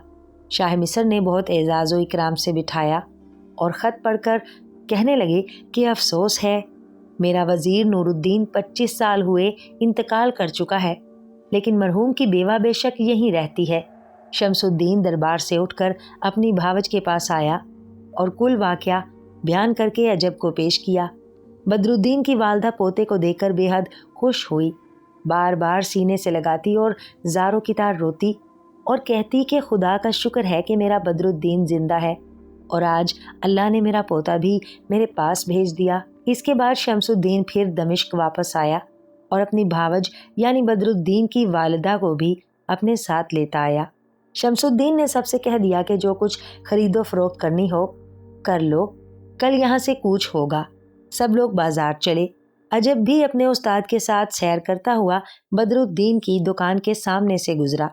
बदरुद्दीन ताज़ीम के लिए खड़ा हो गया, दोनों को बाइसरार दुकान पर लाया और बहुत खातिर मदारात की, फिर बेहतरीन कुल्फ़ी बनाकर पेश की। शाम को जब वापस आ गए तो बदरुद्दीन की वालदा हर वक्त पोते पर जान निसार करती रहती थी। आज बड़े एहतमाम से उनके लिए कुल्फ़ी बनाई और रात को खाने पर अजब को दी। अजब की तबीयत सेर थी, लेकिन दादी के इसरार पर खाने लगा और थोड़ी खाकर छोड़ दी और कहने लगा कि दादी अम्मा, आज मैंने बाजार से एक हलवाई की दुकान से कुल्फ़ी खाई थी जो इससे ज़्यादा लजीज थी। दादी ये सुनकर चौंकी पहले तो अतालीक को बुलाकर सख्त सुस्त कहा कि तुम मेरे बेटे को बाजार से खिलाते हो। अतालीक ने उज़र किया कि वो हलवाई इतना मुसिर हुआ कि इनकार करना ना बन पड़ी, इसलिए ये गलती हो गई। इसके बाद बदरुद्दीन की वालदा ने एक गुलाम के हाथ उस दुकान से कुल्फियाँ मंगाकर खाईं तो हैरान रह गई। उस वक्त शमसुद्दीन को बुलाकर उन्होंने सब वाकया बताया और कहा कि आप उस हलवाई को बुला लें, ऐसी कुल्फियाँ मेरे बेटे बदरुद्दीन के सिवा कोई नहीं बना सकता। चुनाचे शमसुद्दीन ने हाकिम दमिश्क से इमदाद लेकर बदरुद्दीन को गिरफ्तार करके अपनी क़यामगाह पर बुलाया। पर्दे से अजब की माँ और दादी ने देखकर उसे पहचान लिया और शमसुद्दीन को कहा कि यही बदरुद्दीन है। शमसुद्दीन ने उसको खैमे में तलब कर लिया और नहायत गुस्से की हालत में पूछा कि ये कुल्फियाँ तुम्हारी दुकान की हैं? बदरुद्दीन ने कहा, हाँ, मेरा क्या कसूर है जो गिरफ्तार कर लिया गया हूँ। शमसुद्दीन ने कहा कि ये कुल्फियाँ नहायत ख़राब थीं और इनको खाकर मेरे कई अजीज़ बीमार हो गए हैं, इसलिए तुम्हें इसकी सज़ा दी जाएगी। बदरुद्दीन की माँ बेताब थी कि बेटे को सीने से लगाए। बीवी भी चाहती थी कि शोहर से मिलूं। शमसुद्दीन ने दोनों को समझा दिया था कि अगर दफतन इसको इतनी मुसरत हासिल हो गई तो मर्ग का अंदेशा है। चुनाचे वो दोनों खामोश हो गईं।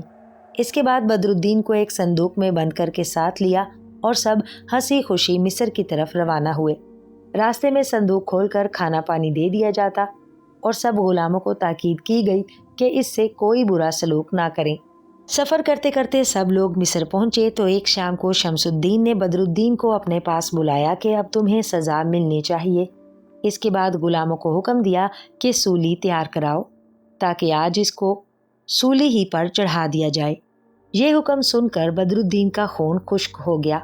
गुलाम उसको ले गए, फिर हुक्म दिया कि इसे संदूक में बंद कर दिया जाए।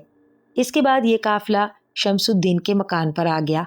आते ही शमसुद्दीन ने बेटी को हुक्म दिया कि उसी तरह हुजले अरूसी आरास्ता करो और बदरुद्दीन के कपड़े उसी कुर्सी पर रख दो, और जब बदरुद्दीन अंदर आए तो उस पर कतन जाहिर ना करो कि 10 साल तक गैर हाजिर रहा है, बल्कि उसको यही कहो गोया वो बात अभी ख़त्म नहीं हुई है जिसमें उकद हुआ है। अलकिस्सा वजीरजादी ने कुल इंतजामात मुकम्मल किए, खुद दुल्हन बनकर बैठ गई। इसके बाद बदरुद्दीन को संदूक से निकालकर हुजला रूसी में पहुंचा दिया गया, लेकिन सूली के नाम से उसके होशो हवास खराब हो रहे थे। कमरे में आकर बदरुद्दीन हैरान परेशान चारों तरफ देखने लगा। वजीरजादी उठी और बड़े प्यारो मोहब्बत भरे लहजे में उससे कहने लगी कि आप क्या देख रहे हैं? मैं बड़ी देर से आपके इंतज़ार में बैठी हूँ, आप कहाँ चले गए थे? बदरुद्दीन ने देखा कि वही कमरा है, वही दुल्हन है, वही साजो सामान है, हत्ता कि 10 साल पहले वाले मेरे कपड़े भी उसी तरह कुर्सी पर रखे हैं, गोया अभी अभी उतारे हैं। इसी परेशानी के आलम में वो अपनी बीवी की तरफ मुतवज्जा होकर कहने लगा कि मैं जाग रहा हूँ या सो रहा हूँ।